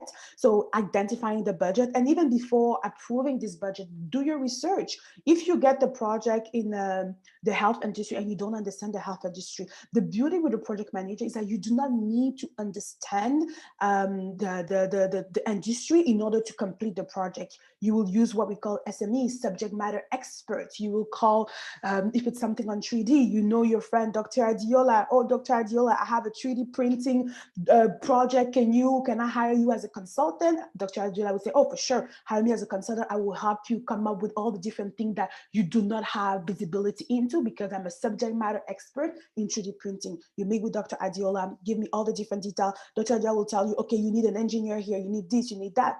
All those different information, you take this back into your project and you can plan it. And you can tell, okay, before these tasks happen, I need to make sure that the engineer is setting the base and this, So I think this is the beauty of the project management. At the project scope, you get to identify everything that needs to happen for the project to be completed. So the clients, they always expect the project to be executed efficiently. They don't want any cost because you can start, doing the cost back and forth. You can always negotiate around budgeting, but don't push too much because there's some expectation. And the client, ultimately, they are your boss, right? They can get you out of the project that even though it belongs to you. But that's why you really need to look into the contract that you're signing and you have all those details into the contract. So project chart. So the project charter, that's kind of an example. You will have and I think the beauty with project management is that, it's not as complicated as it sounds. It's complicated, but I think when you start understanding the different document that you need in order to accomplish your project, then it becomes like a process. So the project chart really most likely have the project name. What we call the project sponsor is who is giving the money. Who's sponsoring this project? It's the same thing whether you're in an organization or on your own term and you're the own consulting. The project sponsor is always the person that's giving the budget, and the project manager is the person, like, for example, myself, I will be managing this project. And sometimes you will have a project coordinator that will be there to ensure that you have all the different information that you need. So you have to describe the project description. What are we doing? You are introducing a new automated telephone system to ensure all calls get answered. The project description has to be as simple as possible because the project is so complicated that you don't want to get any complication in the project description. It has to be something that anyone can kind of take and understand what the client wants to accomplish. From there, you see the scope. Okay, now I understand what I need to do. Okay, the scope, now you get into the detail of what exactly, it's like you go into the back end of that project, what exactly needs to be done. The business case, that's what the client is trying to achieve. So most of the time, the project management are called when the client is trying to achieve something. It's trying to, okay, in doing this, I will be able to accomplish this. So your project is not just about, okay, I'm doing my project, okay, bye. No, your project is ensuring that as you implement those different activities, those activities will be translated to the business case. And that's why it's also important in your contract to ensure that you don't have any liability on the success aspect. You can take some responsibility within the success of this project, but don't take the success. Don't say that, okay, with this project, you'll be able to increase the sales of $10,000. No. Don't say things like that, because once you start saying things like that, you will be held accountable and that client can come back to you and sue you. And you don't want that. On the project charter, you will have to indicate a constraint. What is the constraint? And that constraint is your guide for the project. And the constraint is always the time. How long will it be? 4 months. And within that 4 months, you have to put every detail, even the coffee that you're drinking, every different detail that you needed. Like if you're going to meet someone there, would you bring a coffee? all the different data that you need, you put this on the budget, how many developers are needed, how many sales team are needed, some, scope to be determined, because that's like a bigger portion of it, quality, prioritize time and quality, project deliverable. Eventually, we'll get into that. You'll have like a long list of project deliverables, benefits, steering committee, and key stakeholder. The key stakeholder are so important because you will know exactly who to turn to when you are in a situation and you don't really understand what to do. Okay. So in simple way, the project start is one, defining the project vision, organize the project structure, and have an implementation plan, and estimate the risk, issue, and budget. So this is how they're doing it. Like in I don't know, some organizations are still doing it, but for me, I've stopped using those Excel spreadsheets because it's just too confusing. But I'm still kind of showing this to you and how a Gantt chart will look like, and this is kind of how it looks like. You will have the charts here in terms of here. You determine the timing, whether it's here, whether it's day, it's up to you. And here you list the list of deliverables. So those zip of deliverables are important. So with the project, you have the project plan. The project plan contains the list of deliverables, and each deliverables must be met in a different time. And if they're not met, it's okay. It's better for you to communicate with your client that, okay, you know what, this won't be possible because the engineer this, in order to do this, we do that. So we need to accommodate, because if you don't communicate with this, the client will hold you accountable. So again, it's better for you to communicate, even if it's not your fault, right? But it's better for you to communicate than to be called on, and you don't want that. So now I went into our ClickUp, Uchi kind of show you a ClickUp, and that's going to show you how it looks like on our end in terms of different projects and activities that needed to be done to complete the platform. So we have different projects and activities, we assign it, we have a due date, and we also have a priority that we have here, okay? Please, and if there's any question, let me know. I can't see any question, but if there's any question, please let me know at any moment. Okay, so stakeholder register. Your stakeholder are very important because you need to know within your organization who you're talking to, right? Project integration management, what do they do? Project scope management, what do they do? Who will be executing it? Project time management, project cost management, project quality management, and you register all of these stakeholder, and you start, adding the names, and you know who does what. So this is like the first thing that, in the theory of project management that everybody will teach you. And if I didn't teach you what we call the golden triangle or triple constraint, then I'm not doing my job well, right? So this is the golden triangle or the triple constraint. And everybody is just like, oh my God, this is like the main thing that you're gonna need to know in project management. Quality, it's always important to deliver quality.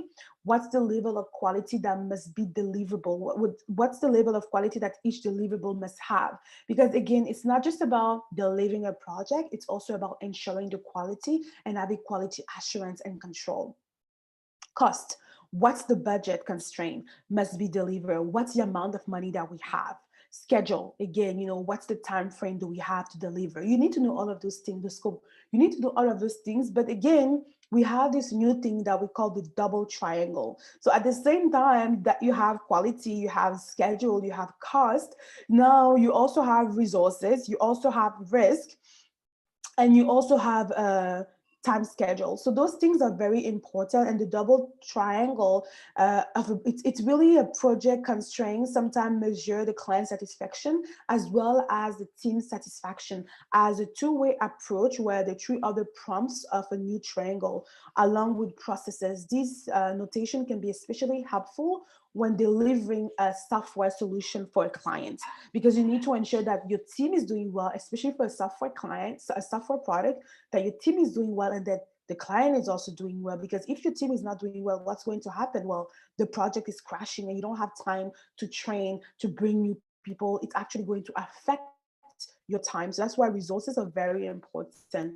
So if you want to be effective in managing project, then you need to be effective in managing each of those 10 knowledge areas that make up the PMBOK. So this is like I have a lot of favorite parts, but I think this can be used even now today. If you've never known about what the RACI chart is, I beg, please just like write a note out there, because for me, this I even use it at home with my sister. You know, we know who is doing what. I don't want any problem, but I think this is very. Can you still hear me? Hello? Can you still hear me? Yeah. Can you still hear me? Let me see the Q&A. Can you still hear me? Yeah. Yeah, we can hear you. Okay, because it says here that perfect. Because it stays here that my connection was unstable, so I just want to make sure that you can still hear me. So the RACI chart, like the RACI chart, guys, is so important. Like even if you don't have any project, even if it's for your life, just use it, because this RACI chart is able to tell you who is responsible on the project, who is accountable on the project, who should be consulted the project, and who should be informed. So I will give you an example, create design, because this is something that we can all understand here, right? Create design.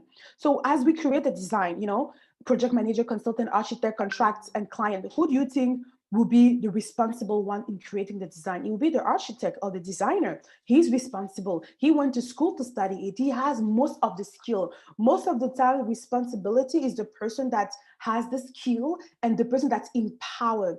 And you need this before, you know, the most of the time when there's a miscommunication in the project is because the RACI was not well established. And when you establish the RACI chart, trust me, everything will go well. Accountable. Who is accountable to ensure that this design is produced? Because yes, the designer can be responsible, but who ultimately will be accountable? Meaning that if the design is not done, the client is not going to go to the designer, he's going to go to the project manager, because the project manager ultimately has the entire responsibility of this project. You see here, accountability doesn't go to nobody, right? It goes to the project manager, because he is the one responsible of the project. The accountability is only here. It's nowhere else, because he's the one accountable, and he will be held accountable to deliver this task. And this person is responsible. If he cannot make it, we can always fire and hire another person. But the project manager, that's another problem. Consultant, who needs to be consultant? And that will be, maybe it's a 3D print. Maybe that will be Dr. Adiola that we hire for this project, because we know that the project management know that in order to really ensure that this 3D print design is perfect, we need to have a consultant. Now, the project manager, myself, I'm taking this design to Dr. Adiola, and now Dr. Adiola will look into it and say, Christine, this is good. Okay, but now I'm looking into this. You need to tell the architect to just redo this thing and do this there. And she put all her annotation there. I'm like, okay, because I trust the consultant and I hired the consultant as a subject matter expert, I know that the advice that she's giving me are real, because she's a subject matter expert and I don't know it. So you always need to have someone that you need to consult, especially for tasks that you do not know about, right? And those industries that I mentioned earlier. So Dr. Adiola is consulted. Okay, everything is great. Who is informed? The contractor. Okay, the contractor that will contribute to architect. Okay, he got informed and all that. And the client as well is consulted. So I always recommend go to your consultant before going to the client, because the consultant will tell you all the different things that is not okay. So you have time to change it, and then you take it back to the client. Now the client will look at it after Dr. Adiola, I've looked into it. Okay, that's great. Okay, let's move forward. Let's move forward. And most of the time, when you do not do this, get back to the subject matter expert, the client actually catch things that you didn't even catch, because you don't even know this industry. You're a project manager. You don't need to understand everything. So always bring the best consultant that you can on your project, and someone that you trust at the same time as well. So I just gave you a walkthrough to create design, and that's kind of like the same thing is everywhere, right? And again, the consultant is always accountable. The project management is always accountable for most of the thing. Approve constructional work, approving things, it belongs to the client, right? Defining functional and aesthetic need, this is the project scope that the client will give us, so we know what we're working through, okay? And then the project manager cannot be accountable for those two different things, because it belongs to the client. And you don't want to be in a space where at the same time the client is responsible and you're accountable. That cannot work. So managing a project. So I'm just, again, this is a screenshot from the ClickUp that Uchi shared with you earlier, and I'm sharing this the screenshot managing a project. And on the ClickUp, I don't know if Uchi touched base on it, but the beauty with ClickUp is that you can actually change the views. Once you set up all the different tasks, as he show you how to do so, you can actually change the views, the dashboard, and you can do it in a way that is, any project manager or any client will understand, a Gantt chart, and then you can print this and you can bring it over, as opposed to this very old school thing that I'm just like, to even start this, it already give me like, I can't, I'm just like, no. And the good thing about it is that back in 2017, when I was taking my project manager certificate, we only had this. All of those tools, ClickUp, it's so new. All those tools before used to cost $1,000, and now it's free. Use it, honestly. Don't waste your time in doing complicated stuff that you can do all of those complicated stuff here, and you will be able to digitally change any different task if need be. And again, that's another thing. I don't know if Uchi touched base on it, but on the task, on the ClickUp, you will see that you're even able to do the task dependency. Task dependency are super important. You cannot create a job. So this is like, I took a task dependency from an old Gantt chart, right? As you can see. But basically what it means is that before getting into the discuss the concept and this task, you need to do a brainstorm. This is a new brochure. So the brainstorm needs to happen before this task. And all those things are important because you need to understand how to move forward. And it's like you're trying to dress up and then you don't even dress up and you leave your house, right? So how can you leave your house without dress up? Again, right? You need to have those different task dependency to know that you're doing different things before performing a task. It's like a computer basically that we're doing here. We're telling the project to do different things, just like a computer. If you do computer programming, but it's the same thing. You need to do different step before getting to that step. Before releasing the step, what do you need to do? Before advertising, you need to get the graph approved, you need to get the compass. And what I love with ClickUp is that those templates are there, and you can actually create a template and reuse it to your anytime you want. So if there's any question, please feel free to kind of give me any question. Let me check in the chat room to ensure the network was full before, but fine now, perfect. Thank you for this, Cyril. Project management tools.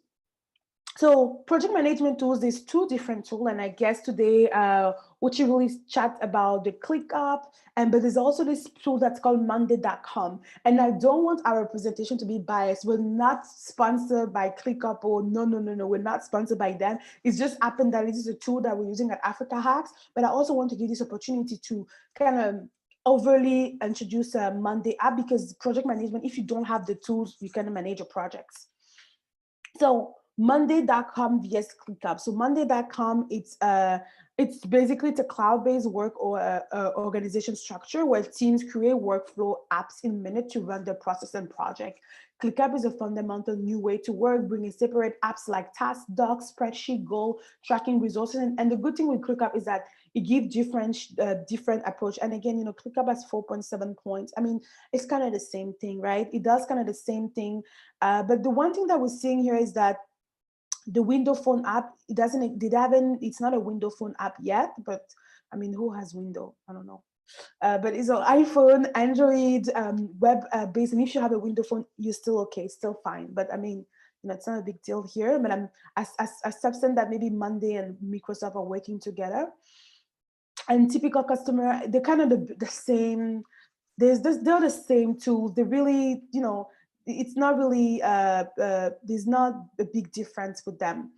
I did some screenshot here of the different interface for you to kind of have a look at Monday. Monday have a different approach where, they create those, you put this, you do the assignment and you have all those, color there. I don't know. When I look into Mondays, I like the interface, yes, but I still think that ClickUp has this intuition. And even if you're not a project management, on ClickUp, it's so fun to do. You can do so many things attached. It's like just a fun thing to do, honestly. So I have this question, and that's kind of like a breakout moment. What do you think are the top project management skills? And if you want to kind of drop your thoughts in the chat, that would be great. That's the moment that we get to kind of entertain. So what do you think are the top project management skills? Time management, okay. Mark say time management. Paul say communication.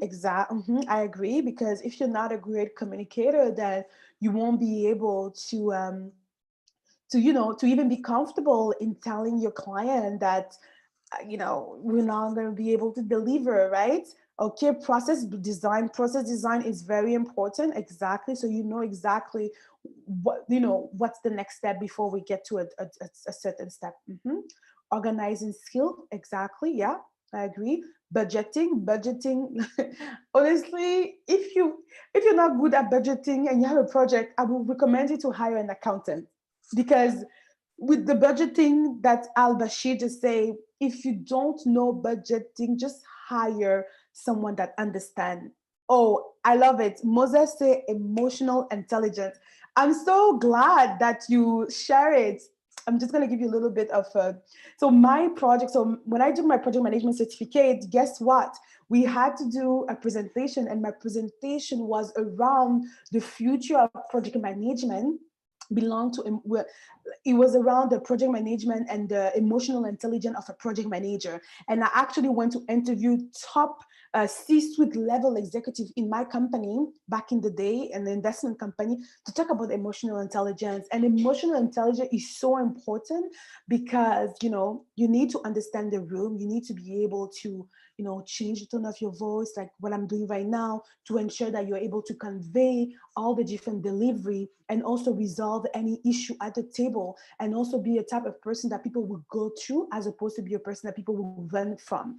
And this like that makes you a great project manager, because you're able to manage not only project, but also emotion. And you're also able to tell from talking with people how they're really feeling, and adjust the way you're talking to ensure that you guys are in the same level field.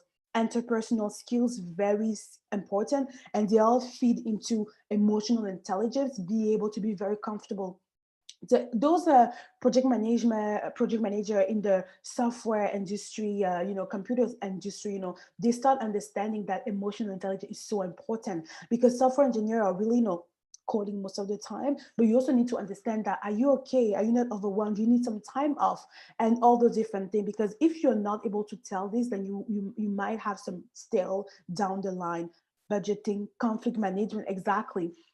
And conflict management, they all link together. In order to resolve the conflict management, you need to be comfortable in your own emotion, and also comfortable to be able to have those type of discussion. Negotiation is also great. Yes, you definitely need negotiation skill, because when you're a project manager, the money is dropping to you. They say you have a 1 million project, and for that 1 million, you need to pay yourself. You need to pay the people that you're bringing on the project, but you also need to pay the contractor, external contractor. So the negotiation part is very important, because you have to be within the budget, and you have to be willing to negotiate in order to meet the budget. Adaptability, and that's a great thing too. Adaptability in any project, there's always change. Like, if you go into project management thinking that, oh my God, this is so great, I have this template, I'm just gonna do. No. Adaptability is the number one skill as well, because you need to be able to adapt to different situations and be able to move forward. Because if you're this type of person that there's change, oh my God, there's change, and you cannot manage the change, then you cannot be a project manager. I have to be honest with you, because as the client changes his mindset, you need to adapt to the client mindset. And always remember that it is not your project, it's your client's project. Leadership skill, that's so important. Leadership skill, that was actually, when you're taking project management foundation, there's 3 different courses. Actually, the project management foundation, project management leadership, that's like the main course that they make you take in the certificate. And the third one is controlling and risk management and all that different thing. Because if you cannot understand, if you cannot perceive the risk, you cannot forecast the risk, then I think you have an issue. So it's very important to know all of those different things in the project, right? So thank you for participating. That was fun, wasn't it? So again, most of the things, I think it's all here. It's all, did someone say organization, or is this something that we miss? Because it's all here. We all have them all here. Let me see, just to see if we did well here. Organization, or we miss organization. Yeah, problem solving, we have this, but we miss organization. But really, when you think about project management, you just think about you need to be organized, right? So all of those different skills was right on, and emotional intelligence kind of fit into the leadership, because you need to be able to do that too. There's another comment that's coming in. Let me see. Yeah, thanks, Mark, for the list. Exactly. Yeah, Mark's provided, he provided a lot of the list, and again, we'll have this thing available for everyone to look into. So these are the top project manager skills. So in the room, who has those skills? What sort of skills do you have? Because right now I ask you, what do you think are the top project management skill? But what do you think, it's also important for you to ask, and if you want, please share with us, what do you think out of those skills, do you think you have them all? And what do you think you have in the skill, and what do you think you need to work on? And I think it's important, and we're in a safe environment here, so I think it's important to know those type of things, right? To understand what type of leader we are. And I'm in computer science field, but my question is, how do jobs that are not computer-based able to bring the stakeholder into using PM jobs, especially in informal sector? So what sort of PM tools are you referring to, Abashir?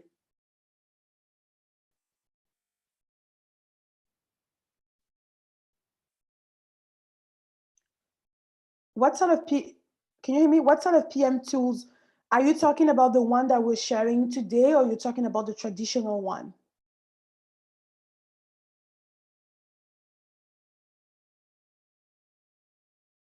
Hello, Abashi, are you hearing? I'm trying to answer your question. I'm in computer science field, but my question is, okay, how do jobs that are not computer-based, so what sort of job that are not computer-based? Because we are in the fourth industrial revolution, most of the job are, well, the Gantt charts, well, let me go back here. So, well, the beauty with this, with the ClickUp, is that you can actually, all the stuff that you're working on, the Excel spreadsheet, you can have it there. It can live on the ClickUp. You can attach it, and you can click on the ClickUp and you can see it all. But it's up to your level of comfort too, right? You want to try a small scale project first to see if ClickUp is something that you think you should be using. And if not, you can, of course, you have to continue with your spreadsheet, but this is more, ClickUp is more at a team level, where you have your teams. Maybe you have 5 people on the team and they need to track the entire project. But the Excel spreadsheet, you will always have to bring those Excel spreadsheet for sure, but you have to attach it on the ClickUp. ClickUp is just there as a tool to manage the project. So if there's other component within the project, like, as I said, maybe you have your construction, I don't know what sort of chart you guys do, but all of those things can be there. And even the Gantt charts, you can go in there and start putting all the different things that needs to be done. And now you see, I have a view as a Gantt chart here. I wish I was opening my stuff, but this is actually, you can use it too. But if the problem is a matter of connectivity, you don't want to use a tool that people don't have access to. This is for people that are a bit, teams that are a bit forward, techie in this sense, where they will be there. But why not bringing the construction team online too, right? They need to understand what they have to do, right? Maybe, as opposed to give them, instruction, maybe they also need to look into it, and before they get to job, the next day, they know exactly what they need to do. So, this approach is really, this tool didn't exist like 5 years ago. This is a very new tool, and those tools used to be very expensive. Yes, I can show you a live. Let me go. Okay, I can do that right now. Let me do that now.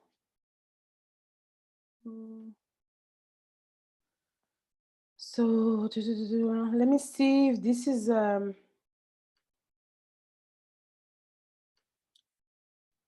so this is, and because we don't work like, in here, this is just for some projects, but you cannot really see all the different things here, but this is kind of how the Gantt chart will look like. the platform, all the activity. But let me actually go more in details and see here. Actually, let me go into my own because I have a better.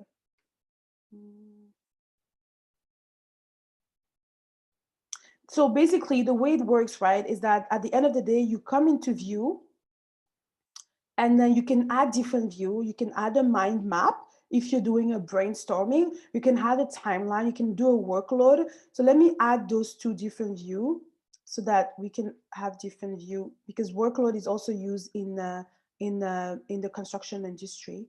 So let me also do Gantt charts. Okay. So Gantt charts, this is kind of this is how it looks like. But again, it's because on my marketing, I have different projects here. Okay, this is like, and it's not like, you know, it's a set of projects. So basically, in order to be able to do what you want to do, your overarching project has to have different tasks, and those different tasks will have to have a different timeline. So you see me, I have different timeline where marketing is here. That's when it's you. And they're not dependent. If they were dependent, you will see creativity under the topic, which was an event, will be dependent to the web app. So it's really up to you on how you want to do it. And let me see if I can see something else. So again, I can show you. But again, you know, you have to work with this yourself and use a small scale project in order to do so. I'm moving into like another view, which is like the workload view. And you have all the tasks that's been scheduled, and you can see the status, whether they're completed or whether they're not completed. No efforts, and you can see overdue, and those are the tasks that were supposed to be done and they haven't been completed. I hope that clears some of the question that we have here. And again, right, those tools, you need to kind of use it on your own as well to see if this is something that you'll be able to do. The way I'm looking at it is, for a construction project, it's so complex that you just want to have the manager here for him to know exactly what's the next approach. So I'm looking at it as your project plan, as opposed to the task, the different tasks that you need to ensure for construction to be open. I'm looking at it as more as managing the project as to managing the activities. Does it make sense? More question. Please show. Okay, what about at the moment? That's a good question. I will, if you don't mind, I will take away the Atlassian Confusion tool, because as I was looking into it, I kind of saw there might be some integration down the line, but this is a great question, Paul. So the Gantt chart, so surely the Gantt chart is actually it's a project management controlling tool that really, as a project manager, you have your Gantt chart and you know exactly from the start to finish what you need to do in the project and all the list of activity that needs to be done before you move to the next step. And from the Gantt chart, you can see what are the projects that's behind, where if you are on time, and sometimes when you're on time, you can start a project before. So there's a lot of different nuance in the Gantt chart. You can do so much different thing, buffer time. You know, we can go on and on in this project management, but it's Al-Bashir replies, say yes, he does. So so he already replied for us. So surely, you know, a Gantt chart is really, it's your controlling tool for you to have all the different information that you need to know on the project. Most of the time, when a project manager is getting into a new project, he will ask the Gantt chart, so he will know. As a project manager, you can just go there and look at the date. You know exactly what's been done, what hasn't been done. So the good thing, what I like with when we digitalize this Gantt chart, to your question, Al-Bashir, is that when you're not in a digitalized environment, you need to walk and go to talk to X and say, X, did you finish this thing? And X will say, oh yes, I finished this thing. And you yourself will have to manually check it. Whereas what I like with ClickUp is that it's putting the responsibility of each task to the task owner. So you can, for each task, you can tag the task owner, and the task owner can let you know if the task is complete or not, and that's his responsibility. So that when you come there, you say, oh, you told me that the task is complete, then now if you're in construction, then you can go and kind of go check the task if it's completed and things like that. That's kind of how I'm looking at it. It's saving time as opposed to you just going there and checking and coming back. Well, now you put them in that responsibility. So the next year, so we talk about that.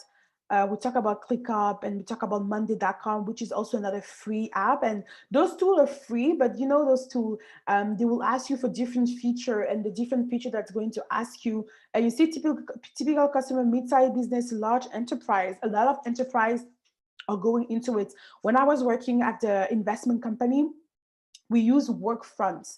And now I'm looking at Workfront. I don't know if you guys know Workfront. I'm looking at Workfront. I'm like, what the hell? That was so complicated.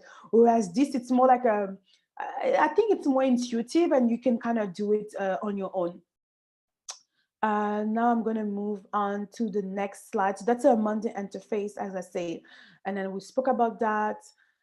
So that's you know, that's really what a project manager is at the end of the day. You know, the project management, you know, whether it's shiny, it's raining, the project management literally handle all the different tools that needs to do.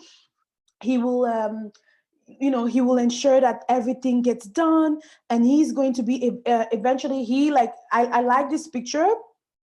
I like this picture because it tells you exactly what a project manager is, and then what needs to be done in order to accomplish the stuff. So I'm going to move on to next thing. And okay, maybe before that, another cool question to ask to kind of get you guys engaged. In the room, do we have project manager? Where are we? What are you looking into doing? You know, are you a project manager? Are you looking to get into this field? What do you think is needed in order to become a project manager? That's the next question that I have for the chat. What do you think it's needed to become a project manager? Or are you a project manager already?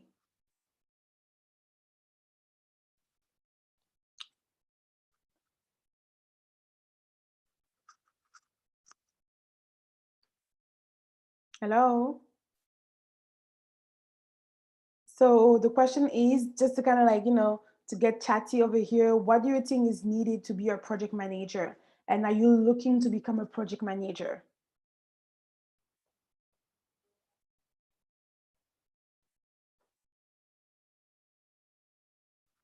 Hello? Okay, so I'm going to take this question. So, you know, in order to become a project management, okay, Uchi is looking to become one. I'm not a project manager. Siri is saying I'm not a project manager myself just because I'm handling the project, or is there something more? Well, you are a project manager yourself. Exactly. Project management is through experiences, and sometimes you need different experiences to become a project manager. Funky say, yes, I'm looking to become a project manager. Funky, where are you located, if you don't mind asking? Mark Goody say, product manager using project manager skill, PMP and CSM. That's a good one too. I am in Nigeria. The reason I'm asking that is because there's a PMI, the Project Management Institute, and I think I will drop the link at the end so you can go and look into it. I don't know if they have a PMI office in Nigeria, but most likely if you want to become a project manager. But now I think most of the things are remotely, so you can do it.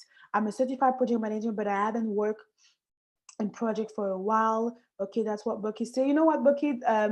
That's great, you know, and me too, I'm a certified project manager, but you will understand that once you have this project management skill, it kind of take you everywhere, and your life even become a project.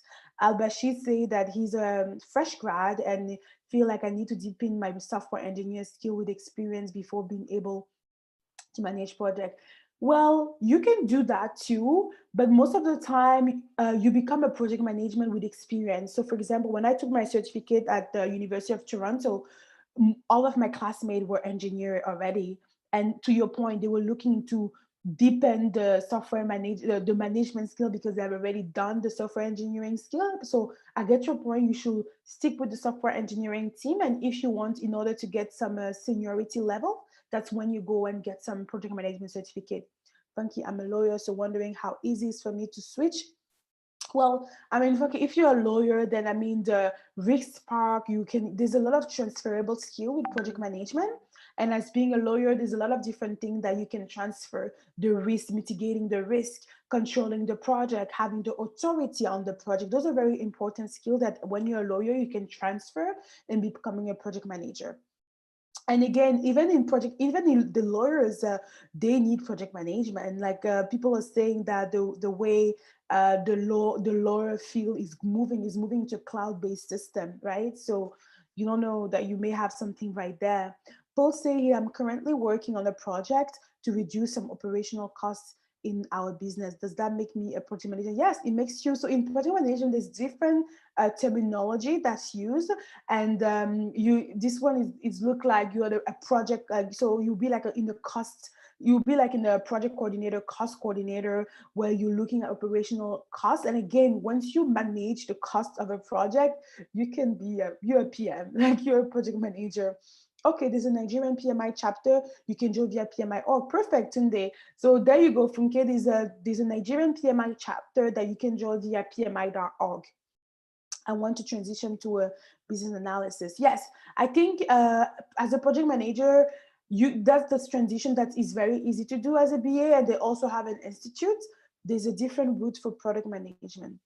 There's definitely a different route for product management, but the reality that we start looking at is that project management has a lot of theory, whereas product management will have most of the quality of the product. So the two are very similar, but also a bit different, where product management really look into I think project management will be more a project management within the team of an engineering team, whereas where the product is released, what can I do in order to maintain the usability of the product, and what sort of activity I need to perform in order to do that.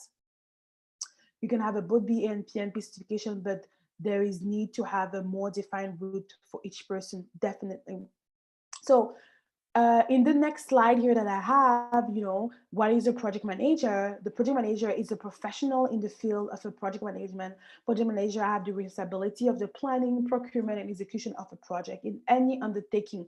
And it's funny that you talk about product management, because in 2 weeks, we will be bringing a product manager. So please tune in. In 2 weeks, we're bringing a product manager. I thought it was very interesting for us to talk about project manager and then talk about product management, because to tune this point is two different things, which are kind of similar, but they're very different. So if you want to know more about product management, please come. Our guest, his name is, well, you will meet him, but he wrote a book, and his book actually was the #1 book into the product interface, and he will tell you more about that, but I can't wait to have him here. So again, if you want to get into the industry, it's important for you to start as a project coordinator. As a project coordinator, start a small project and move your way up. Get a certificate in product management, go into PMI.org to get your PMP before they change the rule, because they're getting a new PMP, I think by September 2020, if they don't push the date again. Yes, speaker wrote this exactly. Uchi share what the speaker wrote, the product hunt, how to product. This is going to be a fun and cool session. So please join us. Is it next weekend? Okay, so please join us next week. No, after next weekend, sorry. Okay. Yeah, so next weekend, I think is it digital marketing? Yeah, digital marketing. Yeah, so next weekend is digital marketing, and the week after is product management, because we wanted to have a quick break. But please put your agenda, same time, same link, to get more detail on product management. That would be very exciting. And yeah, so that's about it. I feel like if we're going to talk about project management, we can go on and on and on and on. And I think maybe that moment is, if there's any other thing, if there's any question, if Dr. Adiola wants to add anything, but this is kind of like where I felt like, we cover quite a few approach. I'm just going to leave the screen here. And yeah, that's about it for me. So if there's any question, please feel free to share. Which previous slide? This one? Al-Bashir, this one?